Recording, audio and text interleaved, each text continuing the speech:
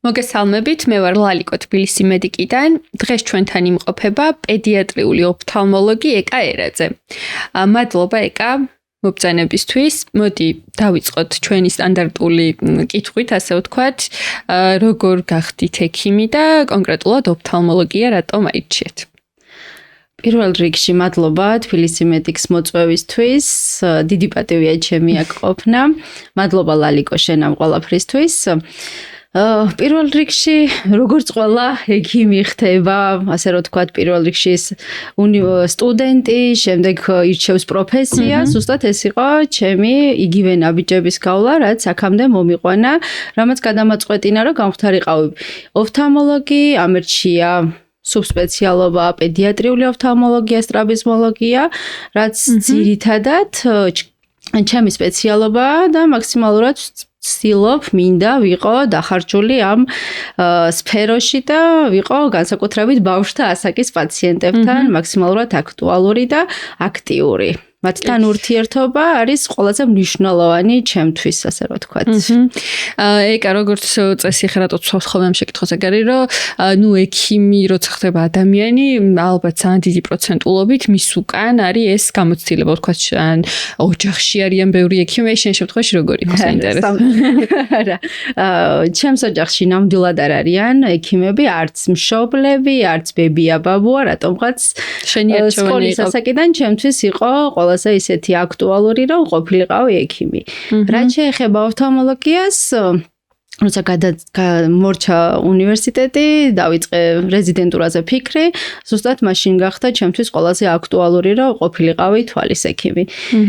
რამე იყო კონკრეტული, ვთქვათ, რამაც мотиваცია გაგიჩინა, მან დაგაინტერესა, ვთქვათ, ამ მიმართულებით თუ უბრალოდ იყო გადაწყვეტილება, რომ ყოფილიყავი თვალის ექიმი და პირველი დღიდანვე, რეზიდენტურის პირველი დღიდანვე მაქსიმალურად აქტიურად ვცდილობდი ჩართული ყოფილიყავი ამ პროცესებში, აქტიური ცხოვრებით მეცხოვრა და მაქსიმალურად ვცდილობდი, რომ ყოფილიყავი კლინიკის ბაზაზე, სტუდენტობის პერიოდიდანვე ვცდილობდი მაქსიმალური გრანტების მოპოვებას, რათა მიმეღო განათლება საზღვარგარეთ.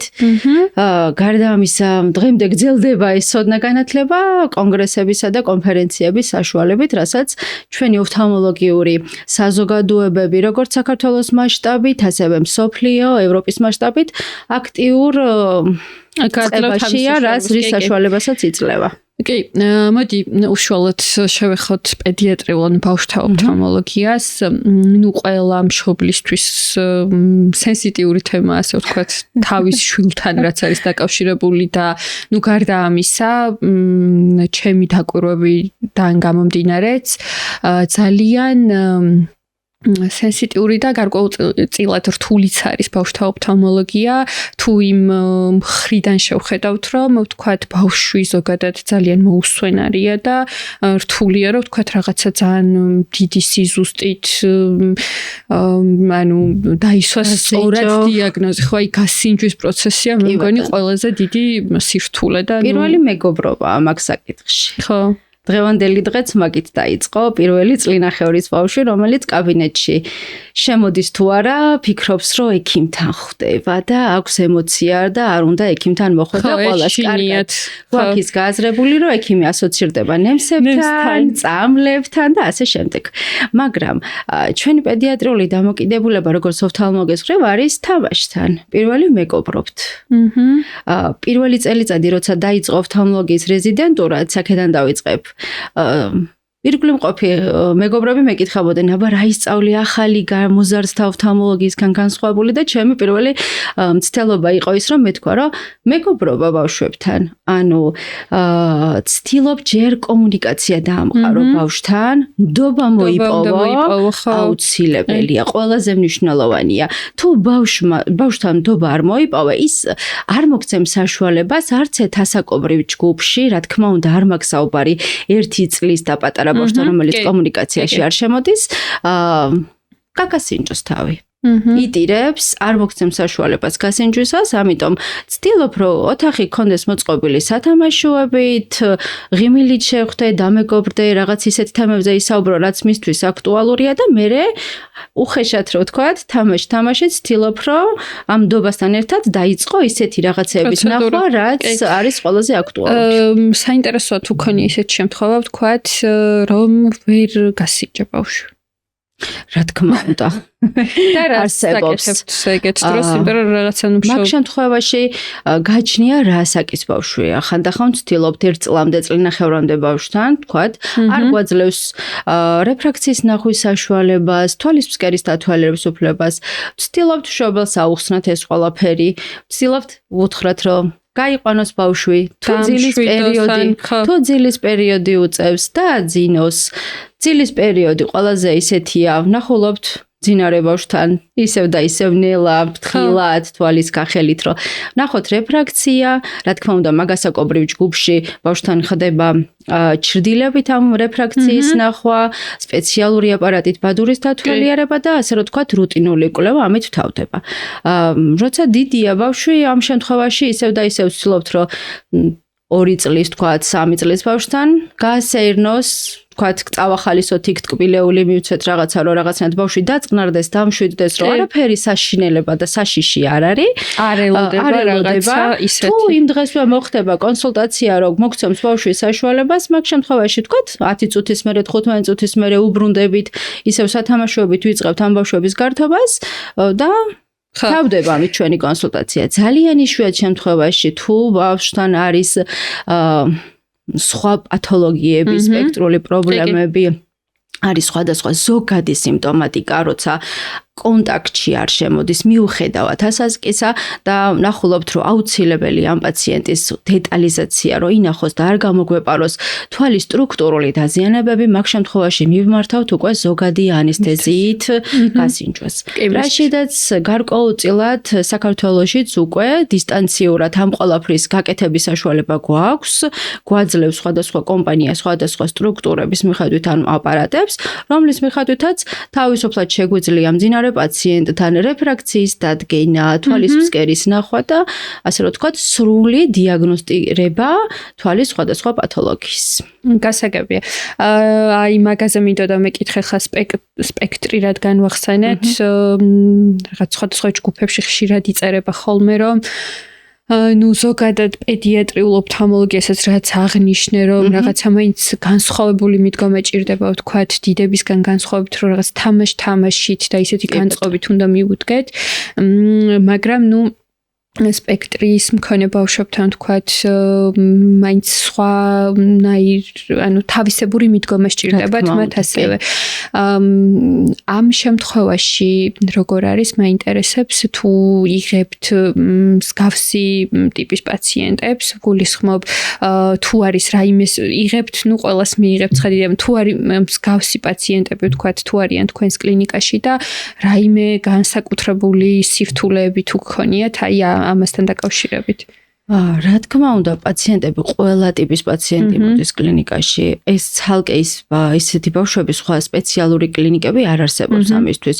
ნებისმიერ კლინიკაში ხდება მიმართვიანობა. ბოდიში გაწყვეტინებთ, რატომ ვუსვავ ამას ხას, იმიტომ რომ არის სხვადასხვა ჯგუფები, სადაც იწერება, რომ არის კლინიკები და ძალიან სამწუხაროა ეს ფაქტიც, რომ ვერ იღებენ ანუ პაციენტებს. ანუ სხვადასხვა ფორმა არსებობს კიდევ ამ თქვა თუნდაც აუტისტური სპექტრი რომ ავიღოთ, მაგრამ არიან ექიმებიც, ну სამწუხაროდ არ ვსაუბრობ ხა მე ამ შემთხვევაში მხოლოდ ოფთალმოლოგებზე, ზოგადად ექიმებზე მაქვს საუბარი, რომ ვერ იღებენ, იმიტომ რომ თქვათ ზუსტად ვერ გადმოცემენ ეს ბავშვები, თუნდაც რა აწუხებთ და რაღაცა სხვანაირი სჭირდება ექიმს კიდე გარდა იმისა, რომ თქვათ ის არის შეიძლება თავის საქმის პროფესიონალი, სხვა თვისებები და სხვა რაღაცა დამატებითი მზრუნველობები ჭირდებათ. იცით როგორი საკითხია მაგასთან დაკავშირებით, რომ კონკრეტულად ვთქვათ, ბავშვი, რომელიც კონტაქტში არ შემოდის, რისი ნახვა არ შეუძლია თვალის ექიმს. თუ ბავშვი არ მეტყველებს კონტაქტში არ შემოდის, არ შეგვიძლია ჩვენ ვთქვათ, პროცენტულად ზუსტად რამდენს ხედავს. თუმცა აპარატურულად ხო შეგვიძლია ამის ნახვა. პროცენტულად არ შეგვიძლია. შემდეგ უკვე თუ ბავშვი არ ამბობს დაფაზე, ვთქვათ, რას ხედავს? ნახატ იაფიგურაა, ციფრია, მაგით შეგვიძლია ვთქვათ, რამდენ პროცენტს ხედავს, მაგრამ იმის იქით არამეტყველო პაციენტებთან როგორც ინახება, სჭირდება თუ არა პაციენტს სათვალი, ანუ არის თუ არა რეფრაქციული დარღვევა, არის თუ არა თვალის სტრუქტურული დაზიანება, ამის სრული კვლევა, რა თქმა უნდა, შესაძლებელია. შეიძლება ბავშვი იყოს სპექტრით, არ მეტყველებს, არ გვაძლევს, ვთქვათ, მეტყველებით ამ ყველაფრის უნარს, მაგრამ აი ამ არავერბალურ პაციენტებთან თავისუფლად შეგვიძლია ვნახოთ რეფრაქცია, არის თუ არა სათვალის საჭიროება, რომ ვიცოდეთ იმ ასაკობრივ ჯგუფში რა ნორმის ფარგლებშიც გვაქვს დასანიშნი სათვალის მონაკვეთი და შეფასდეს სრულფასოვნად თვალის ანატომიური აგებულება, რაც საკმაოდ ინფორმატიულია და ეს თავისუფლად გვაძლევს პაციენტის სწორად დიაგნოზის დასმის საშუალებას და მომავალში მართვის საშუალებას.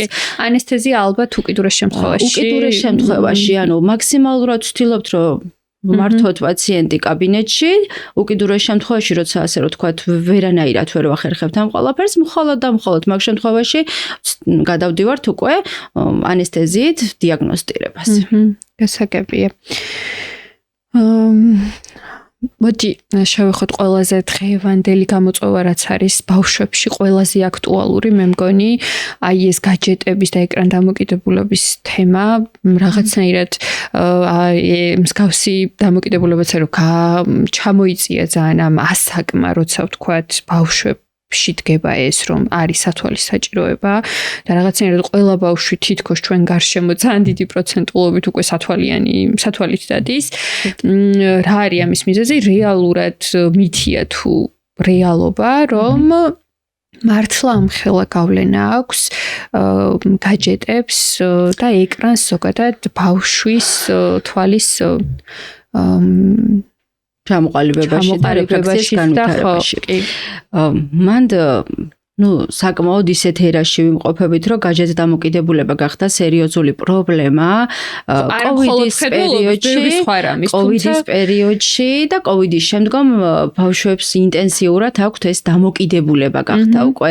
ეს აღარ არის რაღაც მცირედი გადახრა, იმიტომ რომ არ არსებობს დღის განმავლობაში დამეთანხმება ყველა ჩემი კოლეგა, სადაც კი ბავშვია 99%-ში ყველასთან მშობელთან პირველი კითხვა უკვე იწყება, რამდენი ხანი ხარ დღის განმავლობაში ტელეფონთან, კომპიუტერთან, ტელევიზორთან და 99%-ში 2 წელი და ზევით ბავშვების უმეტესობა უმეტესწილად იმყოფება, ასე რომ ვთქვათ, გაჯეტებთან. როგორც ესეთი, გაჯეტებთან დიდი ხანი ყოფნა პირველ რიგში რა სიმპტომებს ამწვავებს? ამწვავებს მშრალ თვალს. მატულობს ამ დროს თვალის სიმშრალე, რომლის ფონზედაც თვალი მეტად გაღიზიანებული და მომართვიანობა ამ თვალსაზრისით მატულობს, რომ წითელი თვალი, თითქოს ბავშვი აღნიშნავს, რომ თვალი მეტკინა, მეწვის, ეკავება და მშობელი უკვე მოგმართავს ამ სიმპტომატიკით. ამ თვალსაზრისით უკვე მე დიაგნოსტირდება ამ შემთხვევაში იქ არის თუ არა დამატებით რეფრაქციული პრობლემები, რა ხდება, სიელმე ხომ არ აღინიშნება და ასე შემდეგ. ამიტომ პირველი რასაც გაჯეტები ხელს უწყობს არის მშრალი თვალის განვითარება. მაგრამ საინტერესოა მშრალი თვალის გარდა რეფრაქციული დარღვევა, პლუსი მინუსი დარღვევებს პლუსების განვითარებაში მონიტორები ხელშემწყობი არ არის ზოგადად ბავშვთა ასაკში ბავშვი იბადება პლუსებით, რომელიც 2 წლის ასაკში დაახლოებით 2+2+3 ფარგლებში ესე იბადება, თანდაყოლილად ესე არის ჩადებული ჩვენს ორგანიზმში, ეს არის ნორმა, რომელიც 2 წლის ასაკამდე ჩვენი თვალის ღერძი იზრდება, როგორც ბავშვის ზრდა განვითარება მისდევს და ეს ჩვენი პლუსები მაქსიმალურად მიდის ნენელა კლებისკენ და უკვე 5-6 წლის ასაკისთვის დაახლოებით +0.5 +0.75 ფარგლებში რჩება, რაც არის ასაკობრივი ნორმა. ამ პლუსების გამოწვევა მონიტორებს არ ძალუძს. ეს არის ფიზიოლოგიურად ანატომიური აგებულება ჩვენი რეფრაქციის და ამ თვალსაზრისით ეს ნორმის ფარგლებში არ აქვს გავლენა. დღესდღეობით რაც არსებობს მიოპიასთან და ფაქტობრივად გლობალური პრობლემა მთელი მსოფლიოსთვის ძალიან ბევრი კვლევა ტარდება მთელი მსოფლიოს მასშტაბით. შარშან 2025 წელს ჩატარდა თბილისში საერთაშორისო კონგრესი რომელიც ეძღვნებოდა კონკრეტულად პედიატრიულ ოფთალმოლოგიას, სადაც იყვნენ მთელი მსოფლიოს მასშტაბით ძალიან ძლიერი და ძალიან კარგი წარმომადგენლები, რითაც ძალიან ვამაყობთ. სადაც იყვნენ აზიის ქვეყნიდან წარმოდგენილი სხვადასხვა წარმომადგენელი, რომლებსაც ჰქონდათ ზუსტად ამ მიოპიისთვის მიძღვნილი სხვადასხვა სესია. სადაც ჩვენი აზიის ქვეყნები მილიარდობით დოლარს, ასე რომ ვთქვათ, იხდიან ამ კვლევებში, რადგანაც მათთან სტატისტიკურად ეს მიოპია არის გლობალურად კრიზისულ მდგომარეობაში და ძალიან ბევრი თანხა იხარჯება ზუსტად ამასთან ბრძოლაში. მიოპიის მართვა გახდა მსოფლიო პედიატრიული ოფთალმოლოგიის ერთ-ერთი ძირითადი რგოლი, რათა მოხდეს ამ გლობალური პრობლემის რაღაცნაირად სტაბილიზაცია, სადაც ძალიან ბევრი სხვადასხვა მეთოდი ინერგება, მიდის ჯერ კიდე კვლევის ფაზები სხვადასხვა წამლის მიზეზებზეც და ასევე შესაძლებლობის სხვადასხვა ტაქტიკებზე, რა შეიძლება გაკეთდეს, რომ რაც შეიძლება ჩვენი მინუსების მატებადობა იყოს სტაბილური. ხა, როდესაც პაციენტი მოდის და უკვე გარკვეულ მინუსები არის განვითარებული, უკვე ექიმს იმის უკან დაბრუნების საშუალება არ აქვს. უბრალოდ მთავარი შემთხვევაში იქ პირიქით ასაკის მატებასთან ერთად ნენელა თვალის ღერძი უნდა გაიზარდოს, გააჩნია რა ასაკის არის პაციენტი, მაგის მიხედვით ნენელა კლებისკენ უნდა განვითარდეს. მესამე ეტაპი რაც გვაქვს კიდე რეფრაქციული მანგი, ეს არის ასტიგმატიზმი. ასტიგმატიზმთან დაკავშირებით ძალიან აქტუალურია და ხშირია, როცა პაციენტი შემოდის კაბინეტში, სვამთ დიაგნოზს, რომ ბავშვს ჭირდება სათვალე და პირველი მშობლის კითხვა, ბავშვს ასტიგმატიზმი ხომ არა აქვს? და ყოველთვის მაქვს განცდა, რომ ნუ გეშინიათ, რომ ასტიგმატიზმიც არის, ასე რომ ვთქვათ, ერთ-ერთი რეფრაქციის სახე, რატომღაც სულ ეს განცდა აქვს და მე რომ ახსნი, რომ ვთქვათ, არ არის ეს ის რეფრაქცია, რომ იცით რა გეშინოდეთ. ჩვეულებრივი რეფრაქციული მანკია, რომელსაც ასე რომ ვთქვათ, სათვალით კორეგირებს, მომავალ ასაკში ვთქვათ, გარკვეული ასაკის მერე თუ პაციენტი სრული იქნება და მშობლის თანადგომა შეიძლება კონტაქტური ლინზით ჩანაცვლება და უკვე 18-19 პლუს 19 თუ თვალის მონაცემი და პაციენტის გადაწყვეტილება იქნება, მერე რეფრაქციული ქირურგიით შეიძლება ამ ყველაფრის ჩანაცვლება. მოდი აქვე გკითხავ, ასტიგმატიზმი რომ ცოტა მარტივად რომ ავხსნათ, აი ვთქვათ, გვაქვს ერთ თვალში -3 და მეორე თვალში გვაქვს -3.5. ეგ არ არის ასტიგმატიზმი. ხო, აი ეგ უნდა მეთქო, მაგრამ ძალიან ხშირია. არა, ხშირად ფიქრობენ. ეგ არის ანიზომეტროპია. როცა თვალებს შორის არის სხვაობა. მცირედი სხვაობა, თუ ერთი და იგივე ნომერი არა გვაქვს თვალში, მარჯვენაში სხვა ნომერია, მარცხენაში სხვა ნომერია, ნიშნავს ეს, რომ არის ანიზომეტროპია, ანუ განსხვავებული ნომრები. ასტიგმატიზმი არის, როცა ერთ თვალში შეიძლება გქონდეს მინუსი უხეშად რო აგიხსნათ. ეს არის სრული ფიზიკური კანონი. ყველას გვისწავლია შემკრები ლინზა, გამბნევი ლინზა და ფოკუსური მანძილები, რაც ფიზიკის ერთ-ერთი კარგი პარაგრაფი გვაქვს სკოლის პერიოდში გავლილი. ერთი და იმავე თვალში უნდა გქონდეს სხივები შედის როგორც ვერტიკალურად, ასევე ჰორიზონტალურად. და თუ ორივე მერიდიანი თანაბრად გარდატეხავს, ამ შემთხვევაში ადამიანს ასტიგმატიზმი არ აქვს. უხეშად რო აღწეროთ, ფეხბურთის ბურთი გავკვეთეთ, წარმოიქმნა წრე.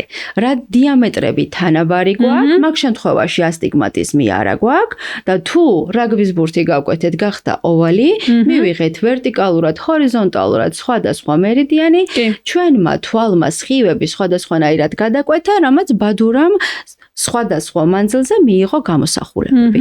ასტიგმატიზმი ეხლა ნახეთ, ვერტიკალურად შეიძლება იყოს მინუს ნიშნით და ჰორიზონტალურად მინუს ნიშნით, ამ შემთხვევაში უბრალოდ განსხვავებული ნომრები, ამ შემთხვევაში გვაქვს მინუსიანი ასტიგმატიზმი, თუ ერთ მერიდიანში არის პლუსი, მეორე მერიდიანშიც პლუსი, ხონდ ისიც განსხვავებული ნიშნით. ამ შემთხვევაშიც გვაქვს პლუს ნიშნით ასტიგმატიზმი და შეიძლება იყოს ერთ მერიდიანში პლუსი, მეორე მერიდიანში მინუსი და ამ შემთხვევაში ვღებულობთ შერეულ ასტიგმატიზმს.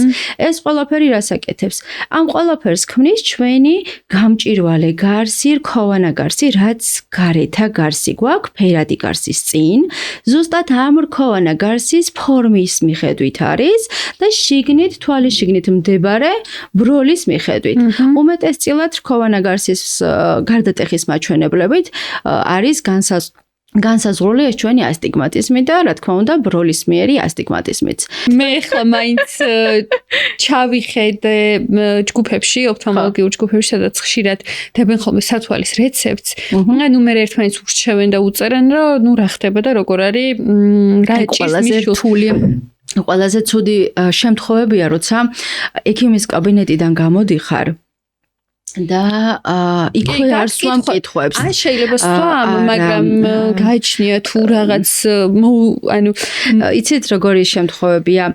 არის როცა ხსნი და უბრალოდ მიმღებლობა სხვანაირია. არის როცა უბრალოდ ემოციურად ხარ განწყობილი. რომ ვეღარ იგებს, ანუ რაღაცა ერთი გაიგოს პირველი რგოლი, რომ აი ხო აღნიშნეთ, რომ აი პირველად აი ყოველთვის ემოცია არის ამ ასტიგმატიზმზე, პირველი მშობლისთვის სტრესია, რომ გებულობს, რომ ბავშვს სჭირდება სათვალე, ამაზე მეტად და უკვე პირველი კონსულტაციის მერე ძირითადად სტრესის ღებულობს მშობელი პირველ რიგში და ყველა ჩვენ ექიმის უკან მშობელია, ხო? ანუ ყველას გვაქვს ის განცდა, რომ მშობელს მივაწოდოთ ისე ეს ინფორმაცია, რომ მაქსიმალურად მიიღოს ეს დიაგნოზი, გაიაზროს, გაითავისოს, როცა ეს პირველ კონსულტაციაზე ნაწილობრივ დგება, ასე რომ ვთქვათ, და თუ ეს პაციენტი ისე მოგმართავს, რა თქმა უნდა, მეორე კონსულტაციაზე კიდე ახდენ ამაზე ყურადღების გამახვილებას, რომ იცოდეს, გაიაზროს, რა ხდება, რა თქმა უნდა, მეორე კონსულტაციაზეც ხდება შეიძლება იგივე, რაც პირველ კონსულტაციაზე მოხდა, კითხვების დასმა, იმასაც ვიაზრებთ, რომ მაქსიმალურად მშობელს მივაწოდოთ ინფორმაცია და იყოს ინფორმირებული ამასთან, იმიტომ რომ პირველი ინფორმაციის კარგად და სწორად მიწოდების მცდელობა, იმიტომ რომ მშობელი სწორად უნდა იყოს ინფორმირებული მისი შვილის დიაგნოზზე. მოდი მე მაინც გაჩვენებ ერთ ფოტოს, რომ იყოს გასაგები. პირველ რეფრაქტომეტრიულ მაჩვენებელზე, რაც გვაქვს, არის 100 გრადუსი, რაც ექიმსაც სწორად აქვს მითითებული ასტიგმატიზმის გრადუსი. 1.5 დიოპტრია ცილინდრი, რაც არის მითითებული, ეს სრულიად სწორია. სფერული ექვივალენტი მითითება, რაც გვაქვს, საინტერესოა ვნახოთ, ეს არის რეფრაქტომეტრიული მაჩვენებელი ვიწრო გუგით გადაღებული თუ ფართე გუგით. იმიტომ რომ სფერული ექვივალენტის გამოთვლა აუცილებელია წვეთის ჩაწვეთებამდე და წვეთის ჩაწვეთების შემდეგ, რომ მაგის მიხედვით ზუსტად განისაზღვროს სფერული ექვივალენტი როგორ მივთითოთ. რაც შეეხება მეორე თვალზე, ცილინდრული კომპონენტი, ну, სხვადასხვა მონაცემს იძლევა აქ პაციენტის მარცხენა თვალზე გადაღებული ხან +2-ია, ხან 1.65, ხან 2.25. ნიშნავს ასტიგმატიზმს. ეს ნიშნავს, დიახ. ეხან რაზეც ვისაუბრეთ, +2 და +1.75. ნახეთ, არა, ეს არის კომპონენტი არის რეფრაქციის, ხო? კი ბატონო, რეფრაქციის. ასტიგმატიზმს კონკრეტულად რა პარამეტრი? ეს მონაცემი, რაც გვაქვს, C რაც აწერია და C-ს ქვევით მდებარე ცილინდრები, ეს არის ზუსტად ასტიგმატური კომპონენტი. იმიტომ რომ მადლობა მაგ ინფორმაციისთვის, რომ ძალიან ხშირად ხდება, არ ვიცი, ალბათ 95% შემთხვევაში, რომ სხვადასხვა ნომრები აღიქმება ასტიგმატიზმად. არა. მაინტერესებს ასევე ბავშვთა ასაკში, ვთქვათ, როცა იბადება ბავშვი, ანუ თანდაყოლილი პათოლოგიები, რა არის, ვთქვათ, ყველაზე მეტად გავრცელებული ახალშობილებში, მაგაზე რო ვისაუბროთ. ცოტა რთული დასაყოფია, ანუ თანდაყოლილ პათოლოგიებში ყველაზე ისეთი ხშირი პრობლემა, რაც ბავშვებში არის რეფრაქციის პრობლემა, საცრემლეგზების პრობლემები, სადაც საცრემლეგზების სტენოზები არის და გარკვეულწილად იქ დიაგნოსტირება, მკურნალობა და დამატებითი ჩარევები უკვე ასაკის მიხედვით ლაგდება. ერთ-ერთი ყველაზე აქტუალური და ყველაზე მნიშვნელოვანი პათოლოგია, რაც არის თანდაყოლილი კატარაქტები, თანდაყოლილი გლაუკომა, თანდაყოლილი ბადურის პათოლოგიები, რომლებიც ასე რომ თქვათ, ყველაზე მნიშვნელოვანი ანატომიური დაზიანებები არის ჩვენი თვალისთვის და ყველაზე მნიშვნელოვანი სამართავი დროული, იმიტომ რომ დროს ძალიან დიდი მნიშვნელობა აქვს ამ კატარაქტის, გლაუკომის, ბადურის პრობლემების დროს ერთ-ერთი ყველაზე მნიშვნელოვანი. მოდი ჩვენ ახლა გლაუკომაზე ასე ვთქვათ ზოგადად ვისაუბრეთ იმის წინა ვიდეო სერიებში და ბავშვთა კატარაქტაზე რაღაცნაირად არ გაჟღერებულა აქამდე არასოდეს მაგ საკითხს რო შევეხოთ, ვთქვათ როგორ დგინდება, მართვა როგორ ხდება და რა ხდება ამ მიმართულებით ჩვენთან. საქართველოში ყველა ის ეტაპი ხდება, რაც კი შეიძლება ხდებოდეს მთელი მსოფლიოს მასშტაბით. პირველ რიგში დიაგნოსტირება ხდება ექიმის კაბინეტში, სადაც ისმება დიაგნოზი კატარაქტის. დამოკიდებული ამ შემთხვევაში ასაკი პაციენტის მომართვიანობის, რა ასაკში მოყავს დედას ბავშვი, რა ასაკში შეამჩნიეს თვალის ცენტრში სითეთრე, ან სიელმე, ან რო რაღაცა ისი არ არის როგორც უნდა იყოს, ან დიაგნოსტირდა პედიატრის კაბინეტში, სადაც ხშირია, როცა პედიატრიც ამჩნევს, რომ რაღაც არის ისე წესრიგში, როგორც საჭიროა. ამ შემთხვევაში ასაკიდან გამომდინარე, თუ პაციენტის მომართვა არის თვეების ასაკიდან ხდება კატარაქტის ოპერაცია, სადაც ხდება ამ შემღვრეული არ არის რაღაცა 1 წლით. არა. რაც უფრო ადრე, მით უფრო უკეთესი რა მხრივ. ანუ ეს შემღვრეული ბროლი არის ერთ-ერთი ძირითადი ნაწილი, როცა ჩვენმა თვალმა უნდა მიიღოს გამოსახულება, სხივი გატარდეს და მოხვდეს ბადურა გარსზე. როცა ბროლი არის შუა სექტორი, ის უნდა იყოს სრულად გამჭვირვალე, რომ ბადურამ გამოსახულება მიიღოს.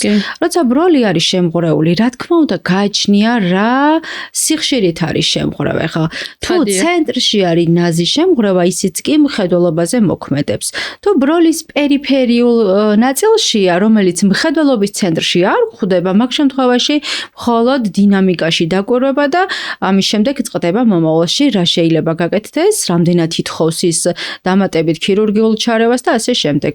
ამიტომ გააჩნია კატარაქტის როგორია კატარაქტასთან დაკავშირებით ხა ერთი შემთხვევა გამახსენდა, ნუ სტანდარტულად ხა დიდებში როგორც კეთდება ხოლმე კატარაქტის ოპერაცია, ხდება ხელოვნური ის ბროლის შემღვრეული ბროლის იმპლანტირება ბროლის. კი, აი რა შემთხვევაში ხდება ხოლმე ვთქვათ, რომ ღია რჩება სივრცე და არაფერი არ ჭდება. ნახეთ, მანდ არსებობს სხვადასხვა დამოკიდებულება მთელი მსოფლიოს მასშტაბით კატარაქტის ქირურგიაში, ვინც პედიატრიაში მუშაობს. არსებობს ორი კატეგორია, როცა ხდება ბროლის ამოღება და პაციენტი არის 2 თვის, 3 თვის და ბროლის იმპლანტირება და არსებობს ქირურგები, რომლებიც იცდიან 2-3 წლის ასაკამდე და მერე ხდება ბროლის იმპლანტირება. ამ შემთხვევაში რა შეიძლება იყოს მიზეზი მოწმის ამ შემთხვევაში სიგრძის გაზრდა. როგორც თუ არის ზრდასრული პაციენტის დასრული გულისხმობა 10 პლუს 10 პლუს ყველა შემთხვევაში ხდება ბროლის იმპლანტირება. თუ რაიმე თანდაყოლილი არ არის კიდე სხვა დამატებით? თუ თანდაყოლილი შეიძლება შეზღუდოს ექიმი, ვთქვათ, რომ არ ჩასვას და ღია დატოვოს სივრცე? უმეტესწილად ინერგება.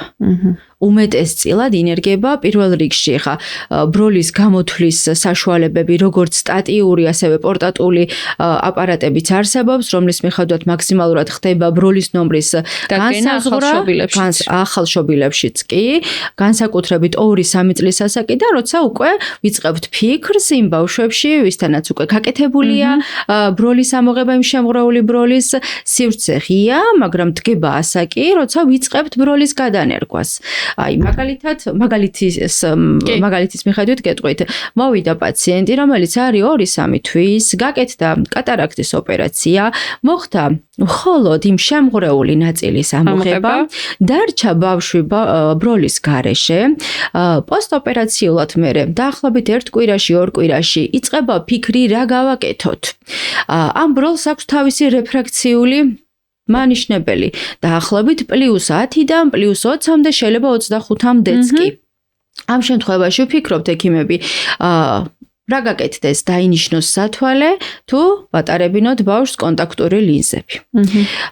რა თქმა უნდა, კონტაქტური ლინზების გამოყენება საკმაოდ რთულია გარკვეულწილად, მაგრამ ამაზედაც ვფიქრობთ, იმიტომ რომ არსებობს ერთთვიანი ლინზები, თავიდან ვიწყებთ მშობლების სწავლებას, როგორ ამოიღონ, როგორ ჩასვან, არიან მშობლები, რომლებიც ძილის პერიოდში იდეალურად უღებენ, არიან მშობლები და პაციენტები, რომლებიც ყოველთვეში ერთხელ მოდიან, კლინიკაში ვიღებთ, სვამთ ახალ ლინზას და ასე შემდეგ. ეგ არის უკვე საკმაოდ ესეთი შრომატევადი და ესეთი საკითხი, რომელზედაც მნიშვნელოვანია, რომ დაიხარჯო ამ შემთხვევაში, იმიტომ რომ ბროლს რო იღებ, ანუ რაღაცით უნდა ჩანაცვლდეს. ამას აკეთებ იმისთვის, რომ ბავშვის მხედველობა მაქსიმალურად კარგ მდგომარეობაში გაუმჯობესდეს და არ მოხდეს ზარმაცი თვალის ჩამოყალიბება. უმეტესად მაგასაკის ბავშვისთვის რამდენად რთულია, ეხა 3 თვის ბავშვს გაუკეთო +10. უხეშად ვთქვათ, საკმაოდ რთულია, მძიმეა შუშა, ბავშვი არ იკეთებს, მშობელი ამაზე ნერვიულობს და შენ ექიმი ფიქრობ, რისთვის იშრომე. ამ შემთხვევაში უკვე დავიწყეთ ეს კონტაქტური ლინზის გამოყენება. ვცდილობთ მაქსიმალურად მშობელს ვასწავლოთ, ჩვენ თვითონაც ვცვლით და ამის მიხედვით გაიზარდა ბავშვი, გახდა 2-3 წლის და ვფიქრობთ, ეხლა რა გავაკეთოთ, უკვე დადგა ის ასაკი, როცა თვალის ღერძი მაქსიმალურად იმ ნორმის ფარგლებში გაიზარდა, როცა ველოდებით, რომ ცოტა მატებადობა გვექნება, მაგრამ ისეთი დიდი არა, რამდენიც გვაქვს ამ 2-3 წლის ასაკამდე და მე უკვე ვიწყებთ ან კაბინეტში, კვლევების საფუძველზე, ან ისევ და ისევ მიმართავთ ზოგადად ანესთეზიას, რომლის საფუძველზედაც ხდება უკვე დისტანციური აპარატებით ამ ყველაფრის გამოთვლა, მერე გარკვეული ფორმულებით ბროლის ნომრის განსაზღვრა და უკვე ქირურგი სვამს იმ ნომერ ბროლს, რა ნომერიც პაციენტს სჭირდება. მიუხედავად ბროლის გადანერგვისა, მაქსიმალურად ვცდილობთ, რომ მივიყვანოთ 0-მდე, მაგრამ ყოველთვის გვინდა არ გვინდა, კომპიუტერ კვლევას გააკეთებთ თუ ნებისმიერ კვლევას, მცირედი ცდომილებები არსებობს, მაგრამ უმეტეს წილად მაქსიმალურად მიყვავს 0-მდე, რომ რაც შეიძლება ნაკლები მცირე რეფრაქციული მანკი დაგვრჩეს, რომ პაციენტისთვის უკვე მომდევნო ეტაპზე დანიშნული სათვალე იყოს მარტივად ასატანი. ამ შემთხვევაში ესეთი მართვის ეპიზოდს მიმართავთ. სათვალე მაინც რჩება აუცილებლობა ბროლი რომც გადაინერგოს და შორისთვის არანაირი სათვალის მონაკვეთი არ დაჭირდეს პაციენტს, როგორც მოზარდებში საკითხავი სათვალის მონაკვეთი გვჩება, ამ ბავშვებშიდაც რა თქმა უნდა ახლომანძილი რჩება მსგავს პრობლემად. ეხლა სრულწლოვანობის შემდეგაც იგივე გრძელდება თუ თქვათ, როცა სრულწლოვანი გახდება, მერე ეს კორექცია. ეს უკვე რთული არა. საკითხი თუ თვალი არ გაიზარდა სიგრძეში, შორისთვის არანაირი სათვალი არ დასჭირდა ამ პაციენტს, ამ შემთხვევაში საკითხავი სათვალის მონაკვეთი, ასე რომ ვთქვათ, ისევ და ისევ აქტუალური რჩება, იმიტომ რომ საკითხავი სათვალის მონაკვეთი ჩვეულებრივად გვჩება.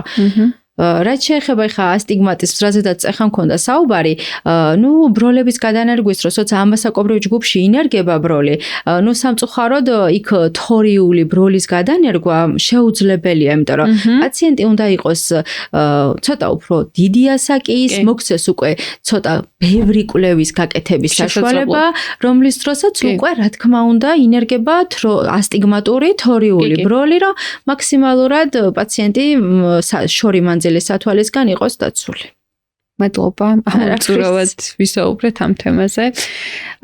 მინდა და მეკითხა აქვე სათვალესთან დაკავშირებით არსებობს ესეთი მოსაზრება, რომ სათვალე ხომ არ აზარმაცებს თვალს. მე კი ვიცი დაახლოებით რასაც მიპასუხებთ თქვენ, მაგრამ აქვე მინდა აღვნიშნო, არ მაქვს საუბარი რაღაცა ვთქვათ +3 ამ თემაზე ვისაუბროთ და შევეხოთ, ვთქვათ +1-ზე. ამ +0.5-ზე რამდენად არის სათვალის დანიშნა საჭირო. მანდ ერთი საკითხი 0.5 ზოგადად გაჩნია ბავშვის ასაკს, რაზედაც ვისაუბრეთ, ახლა დაახლოებით 0.5 არის ასაკობრივი ნორმა. უბრალოდ გაჩნია. ვთქვით, მე მგონი წეღან 6 წლამდე. ანუ 5-დან 6 წლამდე. ანუ ეს 0.5, ასე რომ ვთქვათ, არის ასაკობრივი ნორმა. მაგრამ მან არის ადამიანის სენსიტიური. ხანდახან მოდის ბავშვი და ხედავს უსათვალოდ 50%-ს, არის პატარა +0.5, უკეთებს სათვალეს და ადის 100%-მდე. ანუ არის ხანდახან ისეთი შემთხვევები, როდესაც ვიღაცისთვის ის 0.5 არაფერი არ არის, ზოგადად ანუ +0.5 თვლით რომ არაფერი არ არის, სუბიექტური მაგრამ იქ ემატება, როგორ ხედავს, რამდენად მოსწონს. შეიძლება +0.5 უბრალოდ კითხვის დროს არ უძაბავს თვალს ბავშვს. კომფორტულად არის პირველ რიგში. მერე მან არის კიდე სხვა საკითხები, არის თუ არა პატარა ეზოფორია, ანუ შიგნითა სიელმე გამოხატული. შეიძლება ის +0.5 ეხმარება აი ამ პროცესების სტაბილიზაციაში და ეს არის ძალიან ინდივიდუალური და ძალიან სენსიტიური, რომელშიც მარტო წიგნი და მოცემული ცხრილი არ მოქმედებს. ანუ არანაირად. მოდი ვთქვათ, მაშინ თუ არის ისეთი შემთხვევა, როდესაც ბავშვს არ აწუხებს არაფერი, უბრალოდ ჩექსზე მივიყვანეთ პედიატრთან და ნუ აი ოფთალმოლოგთანაც შევიყვანეთ კონსულტაციაზე. სტანდარტული შემოწმება ვთქვათ წელიწადში ერთხელ. როდესაც ვთქვათ ბავშვს არ აწუხებს არაფერი, არც მხედველობასთან დაკავშირებული პრობლემები არ არის გამოკვეთილი და არის ვთქვათ +1. ამ შემთხვევაში ამ შემთხვევაში ვსაუბრობ 10 წლამდე ასაკობრივ კატეგორია. მაგ შემთხვევაში პირველ რიგში უნდა შეფასდეს 6 წლამდე, ვთქვათ 5 წლის ბავშვია. 5 წლის ბავშვი. თუ ვნახულობთ 5 წელი, ანუ მანდ კიდე ისაზღვრება წვეთებამდე და წვეთების შემდეგ. +1 ვიღებთ და არის ჩაწვეთების შემდეგ. და ჩაწვეთებამდე მაშინ ჩაწვეთებამდე 0.5 ვთქვათ. მაგ შემთხვევაში ისაზღვრება მხედველობის სიმახვილე შორ მანძილზე, რამდენს ხედავს პაციენტი, თუ ხედავს 100%-ს და ჩივილებიც არ აქვს, რომ ახლოს თვალები ეხლება წერა-კითხვის დროს, მაგ შემთხვევაში სათვალე არ ინიშნება. მანდაც ვითვალისწინებთ სიმახვილია მნიშვნელოვანი. რამდენ რეალურად ხედავს ეს ბავშვი. ნახულობთ შორსაც, უხეშავთ რომ ვთქვათ, ვაჩვენებთ ბავშვს ცხრილს, სადაც სხვადასხვა შრიფტით არის დაბეჭდილი წარწერები, ვაჩვენებთ, კითხულობს იდეალურად, თვითონაც შივილები წერა-კითხვის დროს არ აღენიშნება არანაირი სიელმე. ამ შემთხვევაში შეგვიძლია პაციენტი გაუშვათ სახლში მშვიდად, უბრალოდ გეგმიურად გადავამოწმოთ 8 თვეში ერთ წელიწადში, რომ რაღაცა ისეთი შივილები არ წამოვიდეს. ამიტომ ესეც ძალიან ინდივიდუალური და ასე ვთქვათ, თითეული შემთხვევა ზოგადად ბავშვთა ოფთალმოლოგიაში და ნებისმიერ იმაში ორი ერთნაირი პაციენტი არ არსებობს. იმიტომ რომ ვიღაცისთვის ხო +1 რაღაცას ნიშნავს, ანუ არის ბავშვთა კატეგორია, რომელიც 2-3 საათი გადამულად ზის და მეცადინეობს და +1 ჭირდება და ეღლება თვალები, ვიღაცა 15 წუთში მეცადინეობს, არ ეღლება თვალები, დიდი ხანი ახლო მანძილით არ იტვირთება და მისთვის ეს +1 არ წარმოადგენს დიდ პრობლემას. ამიტომ აი ეს ინფორმაციის გაცვლაც, რო თქვათ, ჩემსასაც +1 აქვს და არ დაინიშნა სათვალე და ჩემსასაც და აი რატო დაინიშნა, მანდ უკვე არის დამატებითი შიდას ფაქტორები, როგორი ეტაპით ცხოვრობს ბავშვი, რას აკეთებს და ამის მიხედვით უნდა განისაზღვროს ეს ყველაფერი. და რეალურად უჭირს თუ არა მას მხედველობა, კი ბატონო. პირველი ზოგადად ყველა ექიმთან ეს ეხება, არის ანამნეზის შეკრება, რომ რატო მოვიდა პაციენტი, რას ამჩნევს, რა ჩივილები აქვს და მერე უკვე იწყება ჩვენი კვლევების საფუძველზე მერე რა გვაძლევს საჭიროებას რო გაკეთდეს და რაზე შეიძლება რომ ცოტა ხანი დავიცადოთ, რომ სათვალები არ დავნიშნოთ. მადლობა. სათვალე აზარმაცებს თვალს თუ არა, ამაზეც რომ ვისაუბროთ, არა ხო? არა. სათვალე არაზარმაცებს თვალს. აი ესეც არის ძალიან ბევრი ადამიანის მიერ მოწოდებული, რომ აი რაც სათვალე გავიკეთე, არა მარტო ბავშვის, უფრო მეტად დიდების, იმიტომ რომ ბავშვთან მოდის ბავშვი მშობლებთან ერთად, ნიშნავს სათვალეს და მშობლების რეაქცია, რომ ბავშვს ეხლა სათვალე თვალს გაუსარმაცებს, რომ აი მიეჩვევა სათვალეს და მერე რაღა უქნათ, დილით გაიღვიძებს თუ არა გაიკეთებს, არაზარმაცებს. მაგრამ ეგ მე მგონი პირიქით ეგ არის, რომ სწორი ნომერი აქვს შერჩეული და კომფორტულად არის, ხო? ისვენებს, რა თქმა უნდა.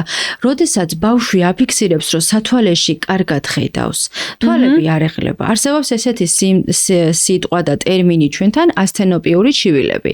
როცა პაციენტს აქვს რეფრაქციული მანკი ვერ ხედავს კარგად, აქვს მოჭერითი ხასიათის დისკომფორტი შუბლის მიდამოზე თვალებში დაძაბვის მონაკვეთი, რომელიც ამ სათვალის და სწორად შერჩეული სათვალის მიერ ეს ჩივილები ბავშვს ეხსნება, არ ეხლება თვალები თუ საჭირო არც შორს, არც ახლოს და არის უფრო კომფორტულად. ამ შემთხვევაში არ აზარმაცებს.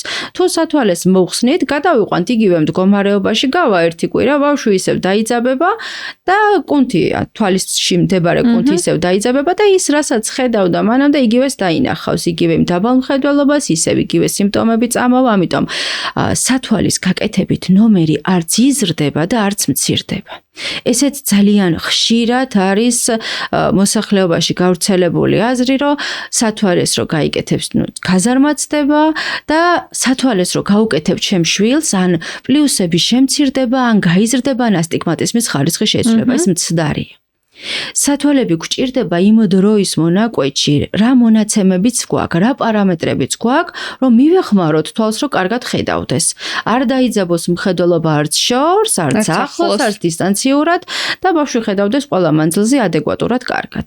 სათვალის გაკეთებით ნომრები არ იცვლება. რაც არის ჩადებული, რაც არის, იმიტომ რომ ეგ ხშირი არის მშობლის მიერ. მაგრამ განაცმენია, იცი, არ ვიცი ხა რამდენად სწორ ფორმულირებას ვაკეთებ ამ ყველაფრის, მაგრამ აი სათვალეში თუ კორექტირდება, თქვა არის ეგეთი ტერმინი, რომ აი მაგალითად CLM, რომელიც სათვალეში კორექტირდება. ეგ უკვე სხვა საკითხზე გადავედით. რომელიც სათვალეში კორექტირდება, არა? ნახეთ, CLM და სათვალის მონაკვეთი კიდე სხვა და სხვა კომბინაციური ამბებია. ეგ უკვე არის უკვე უფრო მეტად ღრმა თემა. არა, ჩვენ ვსაუბრობთ ახლა ისეთ პაციენტებზე, რომლებსაც არ აქვთ არანაირი CLM, უბრალოდ ჭირდებათ სათვალის მონაკვეთი. არის რეფრაქციული ამბები, სადაც არასწორი მიმართულებაა, რომ ბავშვს სათვალეს გაუკეთებ და ამით პლუსები შეუმცირდება. ნუ რა თქმა უნდა, მაგრამ რეალურად თუ მცირდება გაწყვეტინე ბოდიში. რეალურად თუ მცირდება ეს უკვე მასში ჩადებული ფიზიოლოგიური ამბავია. უხეშად რო ვთქვათ, ბავშვი არის 6 წლის, აქვს +2, ის სიმაღლეში იზრდება, ფეხის ზომა ეცვლება, ზრდის ფაქტორები, growth ფაქტორები გამომუშავდება, თვალის სიგრძე იზრდება და მაგას მოჰყვება ჩვენი პლუსების კლებადობა. ეხლა კიდე ცალკე დამატებითი საკითხი არსებობს მინუსები, სადაც დღესდღეობით შემოვიდა კიდე დამატებით ჩვენი ახალი შუშები, მიოპიის მართვის ერთ-ერთი მნიშვნელოვანი მიოსმარტის შუშები, სადაც ოპტიკურად იქ ისეთი შუშებია, სადაც ამ მინუსების პროგრესირებაში გარკვეულ როლს ასრულებს, რომ რაც შეიძლება ასაკის მატებასთან ერთად მინუსების მატებადობა სტაბილურობისკენ წავიდეს. ცოტა ხნით წინ ვახსენეთ ჩვენ, რომ როცა მოდის პაციენტი და გვაქვს გარკვეული მინუსები, იმის უკან დაბრუნება არ გძალუց, შეუძლებელია, იმიტომ რომ თვალის სიგრძე გაზრდილია, ამ შემთხვევაში ჩვენ უნდა ვეცადოთ, რომ რა ნომრებიც გვაქვს, ისე შევინარჩუნოთ, რომ მატებადობა არ იყოს 18 წლის ასაკამდე კი.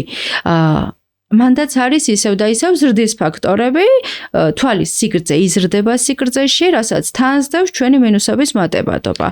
ამიტომ ესეც კიდე დამატებითი სხვა ფაქტორებია და ძალიან ბევრი ნიუანსი, ასე რომ ვთქვათ, გასათვალისწინებელი, რა შეიძლება გაკეთდეს, რომ მოზარდი, რომელიც მოდის ექიმის კაბინეტში, ვეცადოთ ისეთი რეკომენდაციები გავცეთ, რომ ვეცადოთ 18-19 წლის ასაკამდე მინუსების პროგრესირებას, ასე რომ ვთქვათ, გზრდას ხელი შეუშალოთ, რაც ექიმების, ასე რომ ვთქვათ, მოვალეობა. ხა რაც არის ორგანიზმში ჩადებული, რომ თვალის სიგრძეში გაიზარდოს, ამას ვერავინ ვერაფერს ვერ უსამს. სოფლიო, ეს არა ქვია გლობალური. და რეალურად რა გვაქვს ვთქვათ, მედიკამენტოზური მკურნალობა, რაღაც თვალის წვეთებიც არის, მე მგონი, არ დავასახელოთ თողონ სახელები. სახელს არ დავასახელებ, სადაც არის გარკვეულად ძალიან ბევრი კვლევები, 15-20 წლიანი კვლევები, სადაც ეს მედიკამენტი მტკიცებითად ანელებს ამ მინუსების პროგრესირებას. სადაც მანდაც იყოფა ექიმების აზრი, ბევრი ექიმს მიაჩნია, რომ ეს ყველაფერი არის მცდარი, იწვევს სხვადასხვა პათოლოგიებს. ჩემი პრაქტიკიდან გამომდინარე, სადღაც 7 წელიწადი, 8 წელიწადია, რაც ჩემ პაციენტებთან ვიყენებ, არც ერთ პაციენტთან, ვინც იწვეთებს სისტემატიურად, არ დაფიქსირებულა უკუჩვენება. სამწუხაროდ საქართველოში არ გვაქვს ჩვენ სტატისტიკები და საქართველოში ძალიან ბევრი დიაგნოზის სტატისტიკა მე როგორც ვარ ინფორმირებული არ არსებობს, მაგრამ ჩვენ ძალიან ბევრი ბაზები გვაქვს, სადაც მტკიცებითაც ვახსენებდი კიდევაც აზიის ქვეყანას, სადაც ძალიან ბევრი კვლევა ტარდება.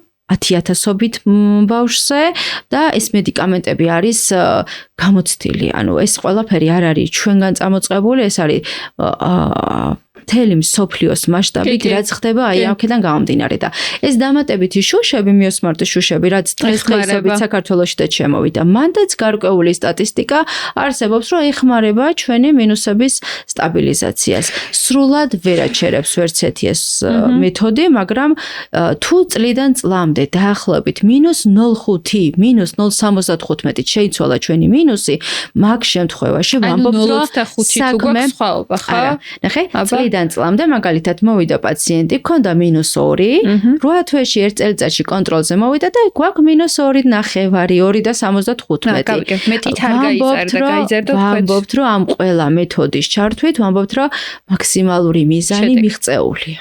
ეს არის მსოფლიო მიდგომა, რომელიც რა თქმა უნდა ჩვენ მოსახლეობას შეუძლია, ანუ ინტერნეტ სივრცეშიც ნახოს, წაიკითხონ, სტატიები არსებობს, ძალიან ბევრი გაიდლაინებიც ამერიკული ევროპული მაგისკენ არის ყველა. ხელმისაწვდომია ყველაფერი ამასთან შეფარდებით, რომ შეუძლიათ, რომ ეს ინფორმაცია მიიღონ. ამიტომ მივყვებით იმ გაიდლაინებს, რასაც გვაწვდის ჩვენი უცხოელი კოლეგებიც და ჩვენ პაციენტებთანაც საკმაოდ წარმატებით ხდება ამ ყველაფრის დანერგვა. ასავე მინდა კითხავ, თქვათ, როდესაც ხდება სრულწლოვანი, მაგ შემთხვევაში უკვე ამ ლაზერით ოპერაციის გარდა თქვათ, აი მინუსის საკორექციო ქირურგიული ოპერაცია არ არსებობს, ხო ეს? ეგ არის ლაზერით კორექცია. სრულწლოვან ასაკში. რა თქმა უნდა. იქამდე სათვალე, ან კონტაქტური ლინზა, დღესდღეობით საქართველოში ღამის ლინზებით შემოვიდა, რომ გამიატაროს პაციენტმა. ხო, აი მოდი მაგაზეც ვისაუბროთ, ღამის ლინზები ძალიან აქტუალური. ერთ რაღაცას ამბობდი, რომ მანამდე რატო არა? პაციენტს მაგასაც უხსნით. ნახეთ, თუ ჩადებულია, რომ მინუსები უნდა გაიზარდოს, ლაზერული კორექციის გაკეთება ყველა კონტაქტურ პაციენტთან შეიძლება თუ პაციენტი კონტაქტურია 10 წლის, 11 წლის, 12 წლის ასაკშიც კი. მაგრამ თუ ჩადებულია რომ მინუსები უნდა გაიზარდოს, თვალის სიგრძეში გაიზარდოს ასე რომ თქვათ და მინუსები ამასთან ერთად გაიზრდება, გამოვა რომ პაციენტს გაუკეთებ ლაზერულ კორექციას, გაიზრდება და პატარა მინუსი წამოვა.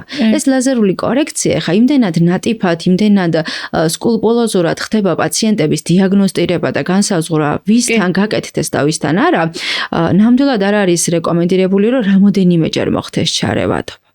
ანუ სასურველია რომ მორჩეს ზრდა განვითარება, ვიყოთ დარწმუნებული რომ მივედით გარკვეულ სტაბილიზაციამდე, მერე უკვე გაკეთდეს სპეციალური კვლევები და მერე გადაწყდეს უკვე ლაზერული კორექციის ამბები.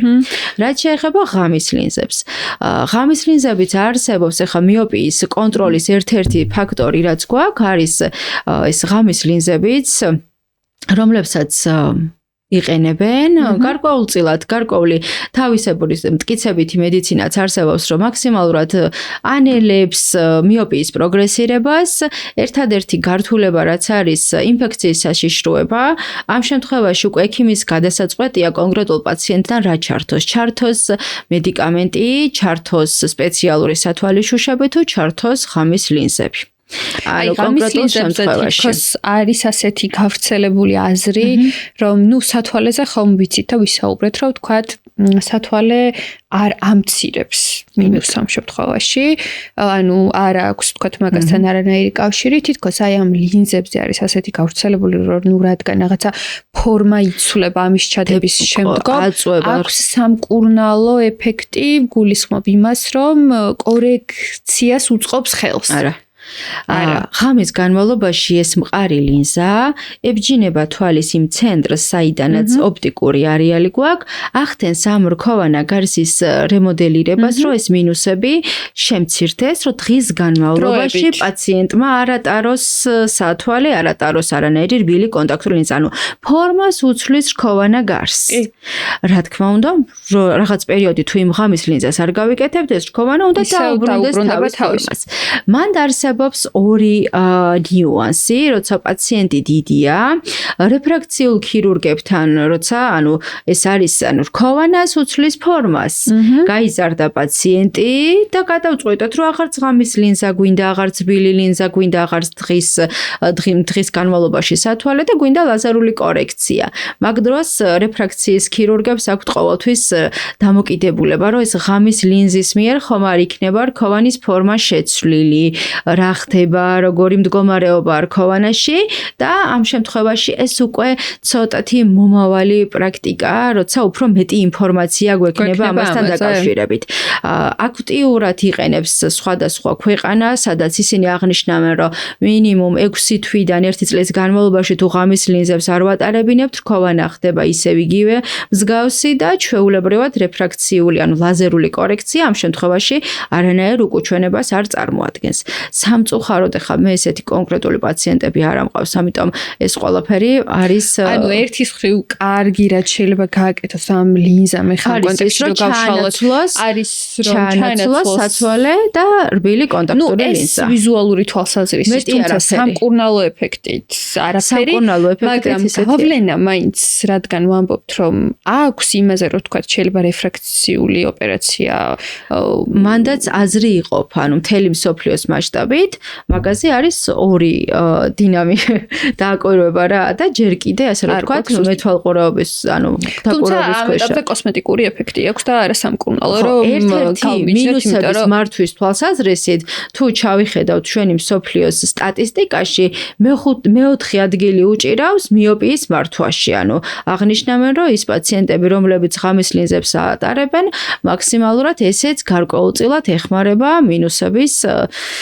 გაზრდაში, ნაკლებად ხდება ამ დროს პროგრესირება. ერთ-ერთი ორთოკერატოლოგია, როცა ესეთ პაციენტებშიც მინუსების მატებადობა ფიქსირდება და გარკვეული სტატიები და ესე რომ თქვათ არსებობს ამასთან დაკავშირებითაც.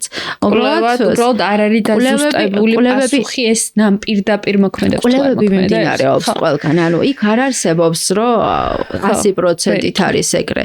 უბრალოდ მე ამ სპეციფიკით ნაკლებად ვარ დაკავებული და ამიტომ უფრო საინტერესო იქნება ისეთი ადამიანის აზრის მოსმენა, რომელსაც უკვე აქვს გარკვეული სტატისტიკა მინიმუმ 3-4 წლიანი მაინც. იმიტომ რომ ამას ჭირდება დრო, სადაც უფრო კარგად გვეწოდინება რა მუშაობს. ხანდახან არის ისეთი შემთხვევა, რომ უბრალოდ არც არაფერს აკეთებ, ჩვეულებრივი სათვალე გაქვს დანიშნული, ნომრიანი სათვალე, არც მედიკამენტოზურად და წლიდან წლამდე არც იზრდება. არის ესეთი შემთხვევები, უბრალოდ არ იზრდება, არის სტაბილური უკვე მიოპია, როცა არ გჭირდება რაღაცა დამატებითი რაღაცების ჩართვა. ამიტომ ესეც ინდივიდუალურია. მინდა კითხო აზრი ამასთან დაკავშირებით მე მგონი ყველა პოდკასტში კითხულობთ ხოლმე როგორ ფიქრობთ სათვალისთან აი ამ ვთქვათ თვალის წვეთებს რომლებსაც აწვეთებენ ნახულობთ თვალს ჩაწვეთებამდე და ჩაწვეთების შემდგომ. ჩაწვეთების შემდგომ კონსულტაციის ბოლოს ხდება უკვე თქვა სათვალის დანიშვნა თუ არის ამის საჭიროება. როგორია თქვენი აზრი ამასთან დაკავშირებით, რომ ჩაწვეთების შემდგომ უნდა მოხდეს თუ არა სათვალის დანიშვნა, იმიტომ რომ არის ასევე გავრცელებული მეორე აზრი, რომ არ უნდა მოხდეს ფართო გუგით სათვალის დანიშვნა. არა.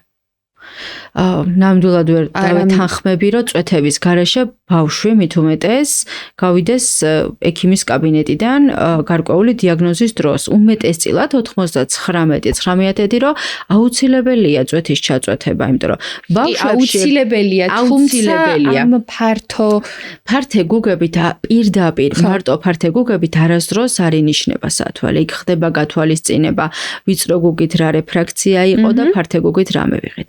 ბავშვებში გვაქვს ძალიან ხშირად აკომოდაციური სპაზმი.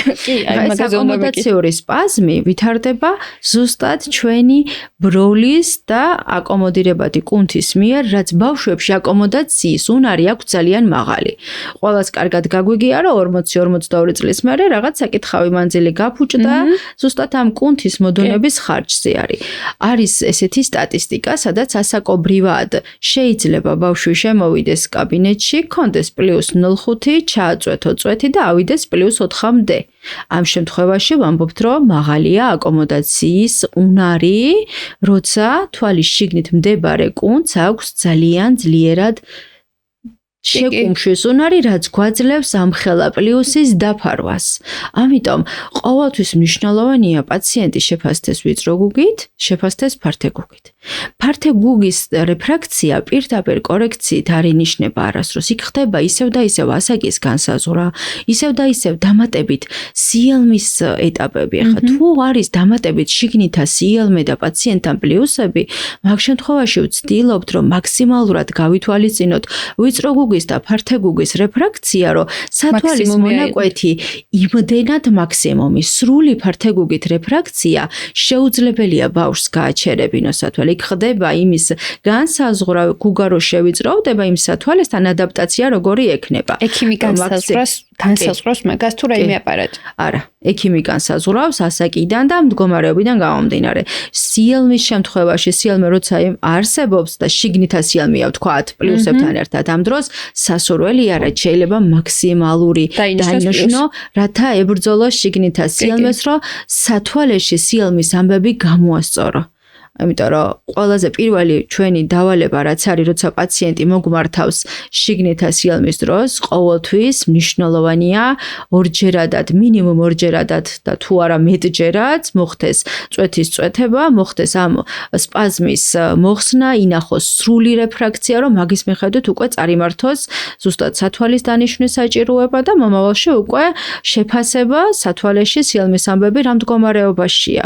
პირველი ჩვენი მიზანი არის, რომ სათვალეში სიელმის ამბები მოწესრიგდეს, რომ არ დაგჭირდეს მომავალში დამატებით სიელმეს ქირურგიაზე ფიქრი და მანდ უკვე კიდე ბევრი სხვადასხვა ნიუანსი იშლება. მოდი სიელმეს რადგან გადავედით, ეგ თემა განვავრცოთ. მანდაც საინტერესო ერთი ფაქტი, რომ ჩვენთან და მე მგონი მსოფლიოშიც, ხო, პრინციპში მსოფლიოშიც ესეა, რომ სიელმის ოპერაცია ითვლება კოსმეტიკურ ოპერაციად. არა? ანუ კოსმეტიკურ ოპერაციად ითვლება, მაგრამ თუმცა რეალურად კიდე სხვა რაღაცაა. ბავშვებში ზოგადად სიელმის ოპერაცია რატო შეიძლება გაკეთდეს 2, 3, 4, 5, 6 წლის ასაკში. უხეშად რო ვთქვათ, ჩვენი ორგანიზმი ისე დაიბადა, რომ როცა ვიწყებთ მხედველობით ფუნქციას, ორივე თვალიდან მიღებული ინფორმაცია წავიდეს ტვინში და ტვინმა შერწყმა მოახდინოს. ბინოკულარული მხედველობა ჩამოაყალიბოს. და როცა ცვალი გადახრილია თავისი საფიქსაციო წერტილიდან, ამ შემთხვევაში გადახრილი თვალიდან მიღებული ინფორმაციის ანალიზი ტვინს არ ძალუძს. არა მარტო მიღებული პირდაპირი გამოსახულების ველის აღქმის. ანუ ჩვენ მარტო ცენტრალური მხედველობით არ ვხედავთ, აი ვხედავ მე ლალიკოს, მაგრამ სივრცე მაქვს ამის ირგვლივ, რომელსაც აღვიქვამ. ეს სივრცე არასდროს არ უნდა დაგვავიწყდეს, რომელიც ყველაზე მნიშვნელოვანია კოორდინაციაში. ანუ მნიშვნელოვანია გავიგოთ, ვიღაც მოდის, მოძრავი საგანია, რაღაცა ხდება. ეს ძალიან აუცილებელი საკითხია. ანუ გარდა იმისა, რომ ზარმაცი თვალი არ ჩამოუყალიბდეს ბავშვს, იმიტომ რომ თვალი გადახრილია საფიქსაციო წერტილიდან ამ დროს ველის აღქმის პრობლემებიც არის. ეხლა ბავშვები, რომლებიც მოდიან და ეს პრობლემები აქვს, ისინი ამ სიმპტომებს ვერ აღნიშნავენ. იქ ნახულობ მხედველობა რამდენია, გაზარმაცებული არის თუ არა მხედველობა და ეს უკვე დინამიკა დიდი პაციენტების შემთხვევაში, როცა პაციენტი არის 14, 15, 16 წლის, უკვე პოსტოპერაციულად, პრეოპერაციულად რო ახდენ ამას ანამნეზის შეკრებას, პოსტოპერაციულად ძალიან ბევრს უთქვამს, რომ გარდა იმისა, რომ მე კოსმეტიკურად კარგად ვძვრ თავს, პირველ რიგში მადლობა იმისთვის, რომ უკვე დავინახე გვერდიდან რა ხდება. ანუ ველის მონაკვეთიც იცვლება. ამ შემთხვევაში ძალიან მნიშვნელოვანია პირველ რიგში ბინოკულარული მხედველობის ჩამოყალიბებაში, რომ მაქსიმალურად ორივე თვალმა დაინახოს, ვინმა მიიღოს ორივე თვალიდან თითქმის მსგავსი გამოსახულებები, რათა მოახდინოს შერწყმა. სათვალე ამას ვერ ეკორექტირებს, ასევე აქ ხასგასვით. თუ სათვალე ვერ აკორექტირებს, აქ სიელმეზე საუბარია, თუ სათვალეა დასანიშნი, მაგ შემთხვევაში აუცილებელი პირველი რგოლი არის სათვალე.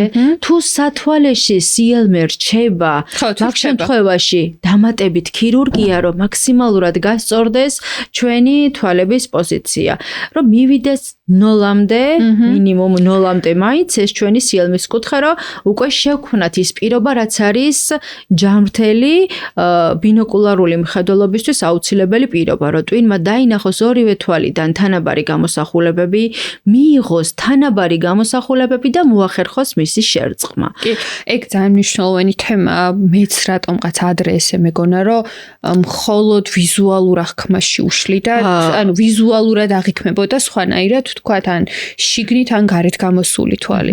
თუმცა რეალურად მათი აღქმა, რომელ ადამიანებსაც ეს პრობლემა აქვთ, რეალურად ხო, რომ დაუკვირდეს ინტერპრეტაცია რომ გავაკეთოთ, მაგ შემთხვევაში შეიძლება თავისუფლად გაკეთდეს ინტერპრეტაცია, პაციენტს იძულებით გაუკეთოთ, ასე რომ თქვათ, გავაჩინოთ სიელმე გარკვეული პრიზმული კომპონენტით, რომელიც რა თქმა უნდა რეფრაქციაში არსებობს და ვაჩვენოთ, აი, ესეა, ესე ხედავს ესა. როცა ადამიანს სიელმე არ აქვს და უცებ სიელმე ეწყება, არსებობს ეგეთი კატეგორია, განსაკუთრებით ასაკოვნებში, ინსულტის გადატანის შემდეგ პარიზების დროს, რომ პაციენტი მოდის, რომ ყველაფერს ორად ხედავს და მისთვის ეს არის გაურებული მხედველობა არის საშინელება. გადაადგილება, ყველაფერი ორად გეჩვენება ადამიანს, ანუ გაუსაძლისი პირობებია უბრალოდ. მაგრამ ეს თანდაყოლილი როცა არის შეჩვეულია ტვინი, რაც თქვით და იმდენად შესამჩნევი არ არის. ბავშვი როცა სიელმე ვითარდება, თანდაყოლილი სიელმის დროსაც 2-3 წლის ასაკიდან ტვინს აქვს ამის შეცვლის უნარი, რომ გაურებული ესე მარტივად არ ხედავს. უმეტესწილად თუ სიელმე იწყება, არ გქონდა სიელმე და იწყება 5, 6, 7 წლის ასაკიდან პირდაპირ ბავშვი და მშობელი მორბის კლინიკაში, რომ ბავშვს გაურება დაიწყო და ამჩნევენ კოსმეტიკურად სიელმის ამბებს. ამ შემთხვევაში პირველი იწყება გაურებით. პაციენტი აღნიშნავს, რომ ყველაფერს ორს ხედავს, ორი დედი ყავს, ორი მამი ყავს. არ იყოს შესახედი, ასევე შეიძლება იყოს ძალიან პატარა კუთხე, მინიმალური ჯერ არ ჩანდეს, მაგრამ იყოს გამოხატული გაურების სიმპტომები. უკვე ისეთია, რომ ბავშვმა რა თუ არის 2-3 წლის ასაკში, 2-3 წლის ასაკში იწყებენ ხელის აფარებას, თვალის მოხუჭვას, ამ შემთხვევაში, რომელსაც ძირითადად ხრის, რომელიც ძირითადად გადადის საფიქსაციო წერტილიდან იმ თვალის დახუჭვას. არსებობს ესეთი შემთხვევებიც და ჩვეულებრივად ახერხებენ ხან ხელის აფარებას, ხან დახუჭვას. ეგ რა მინდა კითხო, ოპერაციებთან დაკავშირებით არის ასევე ასეთი მოსაზრება, რომ თუ ბავშვს, აქაც მიპასუხება ალბათ, რომ ყველა შემთხვევა ინდივიდუალურია, მაგრამ მაინც რაღაცნაირად იქნებ განვაზოგადოთ. მოდი ავიღოთ, თქვათ, დაახლოებით 5-დან 8 წლამდე ასაკობრივი კატეგორია ბავშვების, რომლებსაც აქვთ, თქვათ, სიელმის დიაგნოზი, გადახრა, თქვათ, ყველა შემთხვევაში სხვადასხვა. ამაზე არ გავაკეთოთ აქცენტი და ოპერაციის გაკეთებამდე თუ აქვს მნიშვნელობა იმას, რომ ტვინს დავასწავლოთ, ასე ვთქვათ, გარკვეული სავარჯიშოებით ან ახვევებით, ვთქვათ, რასაც ნიშნავენ ექიმები, ვთქვათ, ჯანმრთელი თვალის ახვევა, რომ ვთქვათ, მეორე თვალი ისწავლოს, როგორ აღიქვას, ხო. ამ პროცესის გარეშე, ვთქვათ, პირდაპირ ოპერაციის გაკეთება, თუნდაც ჩვენება რომ იყოს, რომ უნდა გაკეთდეს, რამდენად გამოიღებს შედეგს, თუ ტვინს არ ექნება იქამდე ნასწავლი, ვთქვათ, ეს ინფორმაცია, აი, არ ვიცი რამდენად სწორად გადმოგეცი ხა. ნახეთ როგორი ამბავია. თუ სიელმია და მხედველობითი ფუნქციები ორივე თვალზე კარგი გვაქვს. თვლით, რომ დაახლოებით ბავშვი ხედავს 80% მარჯვენა თვალით, 80% მარცხენა თვალით, ამ შემთხვევაში, რომ ჩვენ რომელიმე თვალი ავახვიოთ, ბინოკულარული მხედველობა ვერ ჩამოყალიბდება. ბინოკულარული მხედველობა ყალიბდება მაშინ, როცა ორივე თვალით ვუყურებთ რაღაცას. ახვევის პრინციპი არის იმ შემთხვევაში, როდესაც მხედველობა არის, ზარმაც თვალს რასაც ვეძახით. თუ მხედველობა გვაქვს ერთ თვალში 70%, მეორე თვალში 10%, მაგ შემთხვევაში, რა თქმა უნდა, მხედველი თვალის ახვევა უნდა მოხდეს, რომ რაც შეიძლება ზარმაცი თვალის მხედველობითი ფუნქცია გაუმჯობესდეს. და მაგის მიხედვით ვაუმჯობესებთ ამ მეორე თვალის მხედველობას, მაქსიმალურად ვცდილობთ, რომ გავაუმჯობესოთ. ვაკვირდებით თან პაციენტი რამდენად აკეთებს ამ ყველაფერს, თუ უმჯობესდება. ეგ სერიოზული პრობლემა, იმიტომ რომ დღევანდელ რეალობაში ახვევები არის ყველაზე ესეთი პირველი რიგის მკურნალობა თითქოს ზოგადად ზარმაცი თვალის მკურნალობაში, ну რა თქმა უნდა არსებობს კიდე დამატებით სხვადასხვა კომპიუტერული ვარჯიშები და ასე შემდეგ, არსებობს კიდე ცოტა უფრო მოზარდ ასაკში, რაც დისტანციური სახლის პირობებში ვარჯიშები, რაც მსოფლიოს მასშტაბით ძალიან აქტუალურია, საქართველოშიც დანერგილია და მიმდინარეობს ამაზედაც დაკვირვება, რომ რა შეიძლება გავაკეთოთ, როგორ შეიძლება გავაკეთოთ, რა ასაკობრივი ჯგუფიდან დავიწყოთ ამ ყველაფერს, იმიტომ რომ შეუძლებელია სულ ახვეული თვალი, იმიტომ რომ დღევანდელ რეალობაში მშობლებს ძალიან უჭირთ ბავშვების გაკონტროლება. ცდილობთ გაკეთებენ 50%, რომ ხანდახან გვიწევს ხშირად მშობელთან, ბავშვთან იმის ახსნა, რისთვის ვაკეთებთ. ხანდახან ფიქრობენ, რომ გაიზრდება და რაღაც ოპერაციას გავაკეთებთ და ეს ყველაფერი გაუმჯობესდება. ეს არ არის თვალის პრობლემა, ზარმაცი თვალი. როგორც წეხან აღვნიშნეთ, თვალი არის ინფორმაციის მიმღები ორგანო, რომელიც აწვდის ინფორმაციას ტვინს. ზარმაცი თვალის დროს თვალი თუ სათვალია საჭირო ინიშნება სათვალე და ეს ყველაფერი, მაგრამ თვალი აწვდის ტვინს ინფორმაციას, მაგრამ ტვინის გარკვეულ უბნებში არ ხდება ამის კარგად გაანალიზება.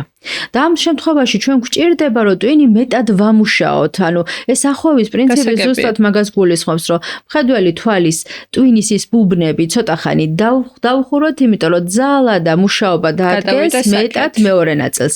თვალი აწვდის ინფორმაციას და ტვინმა უნდა ჩართოს აქტიურად ეს უბნები, რათა მოხდეს რაც შეიძლება მხედველობის გაუმჯობესება. ამიტომ ესეთი ცოტა ისეთი საკითხია, როცა პაციენტს უჭირს, იმიტომ რომ ეს არ არის 5 წუთიანი, 10 წუთიანი პროცედურა.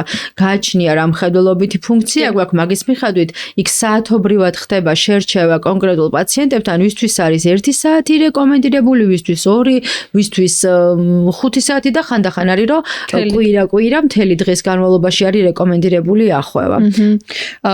მოდი გითხრა ასევე მაინტერესებს რა არის ზედაზღვარი ასაკი სიელმის ოპერაციის შემთხვევაში? ასაკი არსებობს.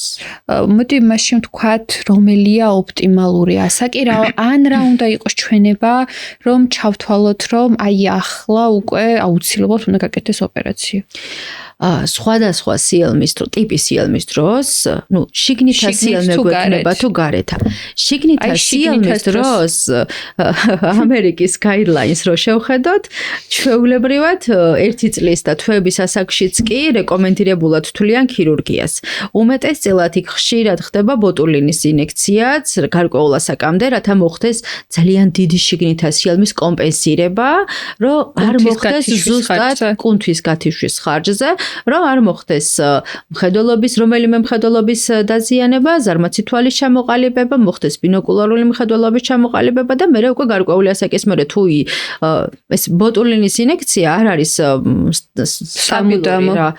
მუდმივი. ის გარკვეული პროცესის მერე, დროის მერე გადის და მერე უკვე წყვეტს ქირურგი რა გააკეთოს. ამ შემთხვევაში, ჩვენ შემთხვევაში ყველაზე ოპტიმალური ასაკი ქირურგიის მიხედვითაც მაგ დროსაც ინიშნება 2, 3, 4 წელი, 5 წელი, რომ მაქსიმალურად ის გარემო შევქმნათ, რაც არის აუცილებელი ჩვენი ტვინისთვის.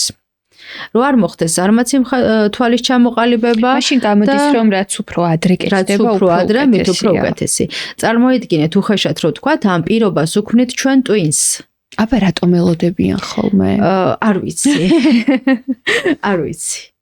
მე გავიარე ის ერა, როცა აღარ ელოდებიან და ბევრი პაციენტი მოდის გაზრდილი, როცა ფიქრობენ და აქვთ გარკვეული რეკომენდაცია, რომ გაკეთდეს მოზარდობის ასაკში და ასე შემდეგ. ეგ ძალიან ბევრია. შიგნითა სიელმის დროს პირიქით, ეხა დამოკიდებულია გარეთასიელმე ცოტათი განსხვავებული ამბავია, სადაც გამოკიდებული ეგეთ კუთხის გადახრის მაჩვენებელზე რამდენი იქნება გადახრა, რომ მაგის მიხედვით უკვე მანდაც მხედველობის მიხედვით რამდენად ხშირია გადახრის ეპიზოდები, იმიტომ რომ გარეთასიელმე ხშირად არის დამოკიდებული პაციენტის სტრესზე, ძილის რეჟიმზე, ემოციურ ფაქტორებზე, როცა შეიძლება მთელი დღის განმავლობაში ერთხელ ორჯერ დაფიქსირდეს გარეთასიელმე, უმეტეს ნაწილად თვალს ასწორებდეს. ამ შემთხვევაში ვცდილობთ, რომ ცოტა ეს ასაკი გადაიწიოს და არ ვიჩქაროთ ქირურგიაზე.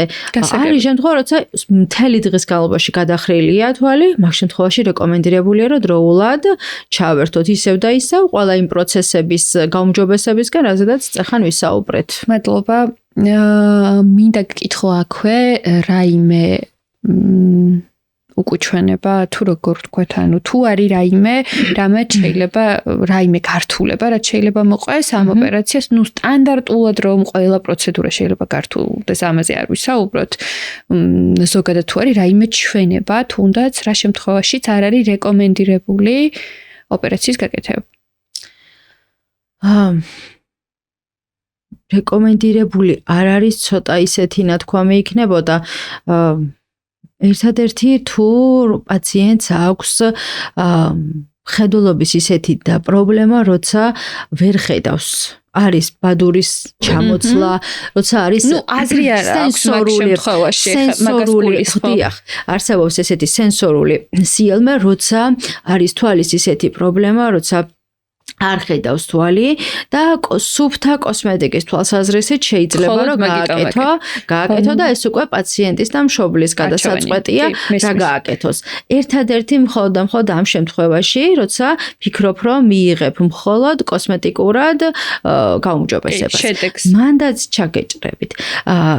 რა მხრივ იცი ლალიკო, არიან ბავშვები, რომლებიც რომ მოდიან და აქვთ სიელმე 5-6 წლის ასაკში, რომ საერთოდ არ გრძნობენ თავს და გარემოში ცხოვრობენ ლაღად და რა თქმა უნდა ესე უნდა იყვნენ და სარკეში თავიანთ სიელმეს რო უყურებენ, საერთოდ არ აქვთ რეაქცია, მაგრამ არიან ბავშვები და ყოლი ეგეთი პაციენტები 5-6 წლის ასაკის ოპერაციის მერე რო თვალები გასწორდა, რომ ყოფილან ბედნიერი, რომ იცი მე როგორ ნერვიულობდი, რომ ჩემი თვალები ესეთ მდგომარეობაშია, იმიტომ რომ სადღაც ქუჩაში, ბაღში, სოციალურ გარემოში და ბავშვი რაც უფრო იზრდება და სკოლის ასაკში გადადის, ხშირად რჩებათ ფსიქოლოგიური მონაკვეთი. ხანდახან მოდიან და აღნიშნავენ, რომ ვაიმე, კარგად ვიყავი და რაღაცა არ მომეწონა, სინჯაო, არანაირი სიელმე არ აქვს, მაგრამ ეს რო ჩადებული ორგანიზმში შეიძლება რაღაც ემოციური ფაქტორის დროს რაღაცა შეამჩნია და უკვე აქვთ ფსიქოლოგიური სტრესი ამ კოსმეტიკაზე და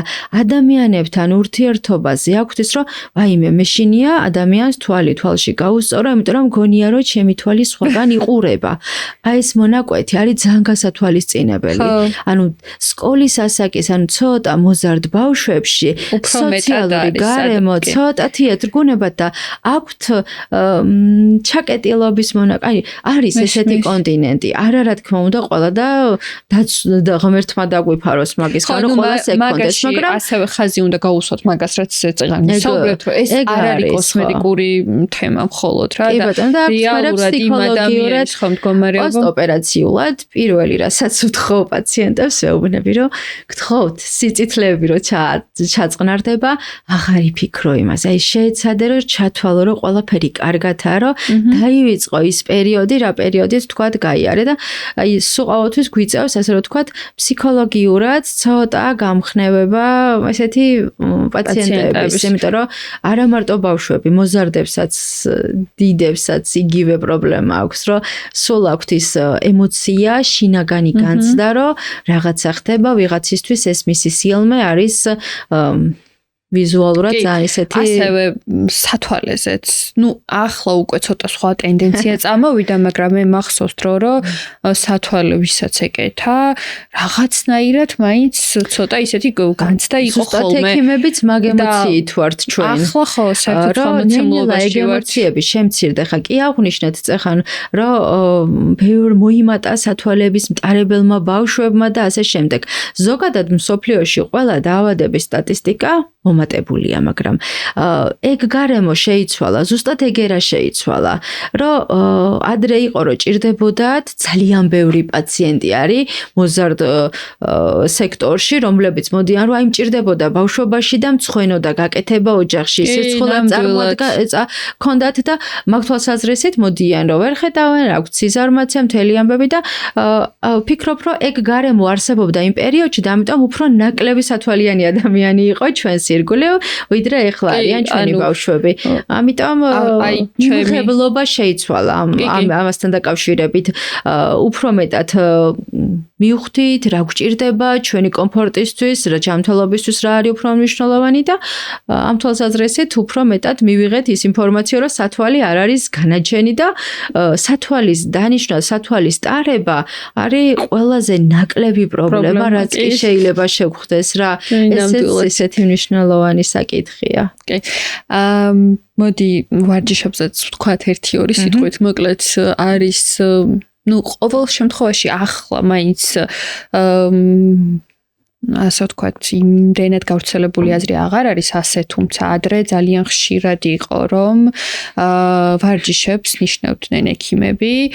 ვგულისხმობ, არა ხომ სხვადასხვა ტიპის ვარჯიშები არსებობს, აი 10 დღიანი ვარჯიში, ასე ვთქვათ, ძალიან ბევრისგან გამიგია, რომ აი 10 დღიანი ვარჯიში გავიკეთე, ან გავუკეთე ჩემს შვილს და ამან შეიძლება ჩაანაცვლოს ახვევა, ვთქვათ. არა, ვერ ჩაანაცვლებს. ანუ შეუძლებელია ეს არის ძალიან ხანგრძლივი პროცესი. თვეები და წლები ჭირდება ზარმაცი თვალის გამოსწორება. შეუძლებელია 1 საათიანმა პროცედურამ 10 დღეში რაღაცა მოახო. ანუ შეუძლებელი. ევროპული, ამერიკული გაიდლაინების მიხედვით მეც ეხლა რასაც გადავხედე რაღაცა რისერჩი ვით რომ გავაკეთე ამ ვარჯიშების თემაზე, მინდა ვთქვა ეს ინფორმაცია, რომ ანუ ვისაც სჭირდება, ყველა დიაგნოზე, სიელმეზეც კი, გააჩნია რა ფორმის სიელმეა და როგორია, არსებობს ინდივიდუალური მიდგომა, თუმცა ოქროს სტანდარტად და ყველაზე ეფექტურად, ასე ვთქვათ, აღიარებული არის ეს ახვევა. შემდეგი არის უკვე ეს ვარჯიშები, თუმცა აქაც იყო გამოყოფილი უშუალოდ ბინოკულარული ხედვის ვარჯიში, არ ვიცი ხა რამდენად მე მგონი სწორად ვამბობ ამ ინფორმაციას, ვისაც აქვს პრობლემა რომ შეერთდეს ეს გამოსახულება, თუმცა ეს ვარჯიშიც მუდმივ რეჟიმში თუ არ არის, ვთქვათ, გაკეთებული სანამ ეს არ აღდგება, რაღაც ერთჯერადად თუნდაც 10 დღის განმავლობაში არანაირი, ხო, არის ძირითადად დასკვნა ასეთი, რომ აქვს მოკლე ეფექტი. ძალიან მოკლე ეფექტია. ხო, შეიძლება გვეგონოს, რომ იმ 10 დღის შემდეგ რაღაც მინიმალური გაუმჯობესება არის, თუმცა არის მოკლევადიანი და არა გრძელვადიანი. თქვენ რა სიტყვით მოკლევადიანი. ანუ პირველი ის რომ ვარჯიშებით ხშირად მოდიან მშობლები ნამყოფი სხვა ექიმთან აღნიშნავენ რომ ატარებენ სათვალეს, რომ აქვს ჩატარებული ვარჯიშები და ესეთი ის რომ ამით პლუსები შემიმცირდა, მინუსები დასტაბილურდა, ასტიგმატიზმის ხარისხი შემეცვალა და ასე შემდეგ. ამაში ვერანაირად ვერ დავეთანხმებ, იმიტომ რომ ისევ და ისევ ფიზიკა არ არსებობს, იმიტომ რომ ეს არის თავიდან ბოლომდე ფიზიკური კანონები უხეშად რო ვთქვა, სადაც სხვადასხვა პარამეტრები განსაზღვრავენ. ამ შემთხვევაში, რა თქმა უნდა, ინდივიდუალურად ექიმის გადასაწყვეტია და პაციენტის გადასაწყვეტია, რამდენად გააკეთებს. ჩვენ შემთხვევაში, ჩემ პრაქტიკულ მუშაობაში პირველი, რასაც აღნიშნეთ, ზარმაცი თვალის შემთხვევაში ახვევა, რეფრაქციის გასასწორებლად სათვალი ან კონტაქტური ლინზა, თუ სათვალეში ან კონტაქტურ ლინზაში სიელმის ამბები რჩება. იმის მიხედვით თუ კუთხის მაჩვენებელი სტაბილურია, მაგ შემთხვევაში დამატებით ქირურგიული ჩარევა, რომ მაქსიმალურად ეს ამბები მოწესრიგდეს. დამატებით, წეხანაც ვთქვით, ზარმაცი თვალის შემთხვევაში არსებობს 3 3D კვლევები, 3 3D ლურჯი და წითელი სათვალე, რაც დღესდღეობით საქართველოში ბაინოქსის მეთოდი დაგეგმილია. ჩვენი კოლეგები აკეთებენ, არის ხელშეკრულება დადებული, გარკვეული სტატისტიკები ტარდება, ამერიკის პედიატრიული ოფთალმოლოგიის კონგრესზეც 2023 წელს ნიუ-იორკშიც და 2024 წლის მსოფლიო პედიატრიული ოფთალმოლოგიის კონგრესზე მალაიზიაში, სადაც ჩატარდა, იქაც ეს კომპანიები აქტიურად არიან წარმოდგენილები, სადაც ხდება ინდივიდუალურად პაციენტის შერჩევა, ოღონდ უნდა იყოს მაქსიმალურად CLM კორეგირებული, ან სათვალით, პრიზმული სათვალით, ან უკვე ქირურგიის შემდგომ და სახლის პირობებში ხდება ამ ვარჯიშების პროგრამირება, გარკვეული სპეციალურ, ან ჩვეულებრივი სათვალე უკეთია ამერიკაში. აქაც ხდება ჩვენთანაც. ანუ ესპანური კომპანია არის ევროპის მასშტაბით, რაც არის გავრცელებული და ჩვენი კოლეგები აქტიურად ახდენენ კლინიკებში კლინიკებში არ არის. ძირითადად არის ერთ-ერთ კლინიკაში, სადაც მისამართდება პაციენტები და იქიდან ხდება მერე უკვე ამ პროგრამის გასწავლა, როგორ თამაშობ ჩვეულებრივ კომპიუტერული თამაშია, სადაც გარკვეულწილად გარკვეული მტკიცებით დამტკიცებენ, რომ ეხმარება მხედველობის გაუმჯობესებაში. უბრალოდ ფინანსურად ცოტა ისეთია, ამ თვალსაზრისით პაციენტების მომართვიანობა ცოტა მწირი, ჩვენც ექიმებიც რა თქმა უნდა ამ ფინანსურ საკითხს ემართებიან. ვინც არ იხევს თვალს ასევე. კი ბატონო და დაახლოებით 4 წელი და ზევით. და აქვთ კიდე ცოტა მოზრდილებშიც, რომ გარკვეულწილად დაახლოებით 20-30%-ით უმჯობესდება მხედველობითი ფუნქციები. ეს უკვე კიდე მუშაობის პროცესია, რომ მაქსიმალურად ამ ზარმაცთვალთან მუშაობა მოხდეს. ამიტომ ეს რაღაცაები ჩვენთან საქართველოშიც არსებობს და ხელმისაწვდომია. ძირითადი თემები რაც იყო ამ ვარჯიშებთან დაკავშირებით ბავშვებში, CLM-ებზე ვისაუბრეთ. რამის დამატება ხო არ გინდა, ვთქვათ, რომ გავაჟღეროთ მაყურებელთან და ან რამე რეკომენდაცია რა იქნება თქვენგან ბავშვთა ასაკში? რეკომენდაცია ის არის, რომ სასურველია გარკვეულ ასაკებში მოხდეს ბავშვის სრული დიაგნოსტიკა. რათა არ მოხდეს სხვადასხვა პრობლემის გამორჩენა, ასე რომ ვთქვათ, რომ მხოლოდ პედიატრის კაბინეტით არის საზღვრებოდეს პედიატრის დაკვირვებით, იმიტომ რომ ხშირად უმეტესწილად პედიატრი ამჩნევს, მერე მოგმართავს. სასურველია გარკვეულ ასაკებში 1 წლის ასაკში, 3 წლის ასაკში, წინა სასკოლო ასაკში ხშირი არის პაციენტები, როცა სკოლაში ფორმაცი მიაქვთ მხოლოდ პედიატრისგან, არ არის არასდროს ოფთალმოლოგის კონსულტაცია და ბავშვი მიდის სკოლაში და მერე უკვე ეწყება სიმპტომები, რომ დაფას ვერ ხედავს, წერა-კითხვის დროს ჩივილები აქვს და ასე შემდეგ. ანუ გარკვეული ასაკები, როცა ბავშვის შეფასება უნდა მოხდეს. აუცილებლად. დაახლოებით, 1 წლის ასაკში, 3 წლის ასაკში, ბაღის ერთ-ერთ ასაკში, მის მიხედვით მერე რა მონაცემები იქნება, ექიმი თვითონ აძლევს რეკომენდაციას, საერთოდ ჭირდება ბავშვს რეკომენდირებულია თუ არა კონსულტაცია თუ თავისუფალია ბატონო, თუ რაიმე ჩივილები არ აღმოაჩნდება. ამიტომ ერთადერთი რა შეიძლება ითქვას ჩემი მხრიდან, განვითარების გარკვეულ ეტაპს ყველა ექიმი გადის. ყველა ექიმი ცდილობს, რომ მიიღოს ინფორმაცია, რაც ხდება მსოფლიოს მასშტაბით.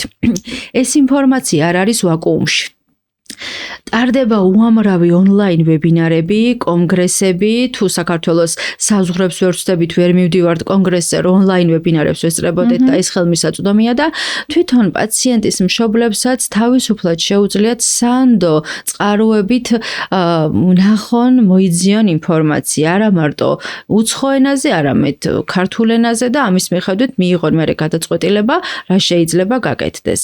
და ერთადერთი სათხოვარი რაც არის განსაკუთრებით ბავშვების შემთხვევაში, რომ მშობელმა მაქსიმალურად უნდა ეცადოს, მიიღოს ინფორმაცია ექიმის კაბინეტშივე. თუ რაიმე კითხვა არსებობს, იკითხოს იქ.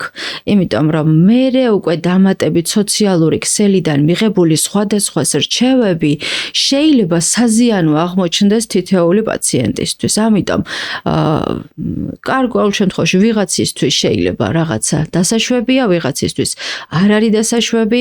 ამიტომ ის რომ რომელიმე ბავშვთან მშობლის ინფორმაციით რაღაცა იმას აქნას, უბრალოდ ამაზე თლად ესე სარწმუნო ანუ არ არის. ამიტომ სჯობს მივიდეთ, თუ იმ დღეს ვერ მოხერხდა, მეორე დღეს მივიდეთ, მესამე დღეს მივიდეთ, ვიკითხოთ კიდევ ერთხელ, რაღაცა ვერ გავიგეთ, კიდევ ერთხელ ჩავეძიოთ, მივიღოთ კონკრეტულად უკვე ექიმის კაბინეტიდან სრულფასოვანი ინფორმაცია, ვიდრე ვეძებოთ და ვიკითხოთ ესათვალე ბავშვს ვატარებინო თუ არ ვატარებინო. იმიტომ რომ არასწორია. აი ნამდვილად არასწორია. აი, რა ვიცი. ყველას თავისი გადმოსახედი აქვს, მაგრამ არასწორია ვიკითხოთ ესათვალე ღირს თუ არა არ ვიცით რა ხდება ანამნეზ იქ დამატებით არის თუ არა სიალმის ეპიზოდი რა ხდება სტრუქტურებში ამას აქვს იქ უბრალოდ ყველაფერი ვერ ეწერება. ამიტომ ძალიან ისეთია. ორი სიტყვით აქვე გითხარი აი ვიტამინებთან დაკავშირებით თქვენი აზრი როგორია? იმიტომ რომ ასევე გავრცელებულია ძალიან ზოგადი ჯგუფი, ნუ განსაკუთრებით ომეგა, ვიცით რომ სასარგებლოა მტკიცებებით და ეხა ვიწყებთ რომ მანდაც არის კვლევები და კვლევების საფუძველზე რომ გარკვეული კვლევები მტკიცდება რომ დიდ რეკომენდაციებს არ აძლევენ არის კვლევები სადაც პირიქით მშრალ თვალზე არის გარკვეული ომეგა-3-ის კომბინაციები სადაც თვლიან რომ გარკვეულწილად ანუ აუმჯობესებს პაციენტის ზოგად მდგომარეობას მანდაც არის დამოკიდებული პაციენტს რა რეფრაქცია აქვს ანუ ჩვენ შემთხვევაში თუ არის მიოპია მიოპიური ფსკერი ამ შემთხვევაში მაქსიმალურად ჩვენ ყველა ის ნიუანსი ირდება რომ მივეხმაროთ მის ბადურას. იქ მინუსის უკან იმალება ჩვენი ფსკერი. რატო არ გვინდა რომ მინუსები გაიზარდოს? თვალის ღერძი რაც უფრო იზრდება, სტრესი ხდება ბადურა გარსზე. ბადურა გარსის ქსოვილები არ იზრდება, არ მრავლდება, იწელება. და თუ დიდი მინუსებისკენ მივდივართ, ბადურა გარსზე ხდება გარკვეული ცვლილებები. ამ შემთხვევაში იქ დამატებით გარკვეული კომბინაციები, თუ გინდა ომეგა-3-ია, თუ გინდა ვიტამინებია, ჩვენთვის ხელმოსაჭიდია ხშირად, რომ მივეხმაროთ, რომ რაც შეიძლება კვება და ნივთიერებათა ცვლა იყოს მოწესრიგებული. ამიტომ არც ერთი კვლევა ესეთი ნოლამდე არ დადის, რომ არ დავნიშნოთ გარკვეული კომბინაცია ვიტამინების, რა თქმა უნდა, არა ხანგრძლივი და განუსაზღვრელი დროით, მაგრამ ის სარეკომენდაციო მდგომარეობა როცა არის გაზაფხულის პერიოდი, ცოტა ნივთიერებათა ცვლის ვიტამინების დეფიციტის სეზონი და შემოდგომის პერიოდი, რომ მაქსიმალურად მაგ პერიოდში ვცდილობთ, რომ აი ამ პერიოდებში მივეხმაროთ ორგანიზმს, რომ რაღაცნაირად დასტაბილურდეს. ახლა თუ პაციენტთან თვალი ჯანმრთელია, არანაირი პრობლემა არ აქვს, ეგ უკვე პედიატრის გადასაწყვეტია დამატებით იქ ჩართავს თუ არა ვიტამინებს. ანუ მიცემს თუ არა ომეგა-3-ს, მიცემს თუ არა მულტივიტამინს და ასე შემდეგ. ანუ არის რეკომენდაცია თქვენგან რომ თუ არის თქვა თვალის ფსკერზე არის გარკვეული ჩივილები, არის იქ თუ ზარმაცი თვალია, თუ არის მინუსების შემთხვევაში მიოპიური ფსკერი, ამ შემთხვევაში რა თქმა უნდა ვაძლევთ რეკომენდაციას, რომ მივიღოთ ასე ვთქვათ გარკვეული რაოდენობით ეს მედიკამენტები. მადლობა ძალიან საინტერესო იყო. მადლობა თქვენ პირველ რიგში მოწვევისთვის.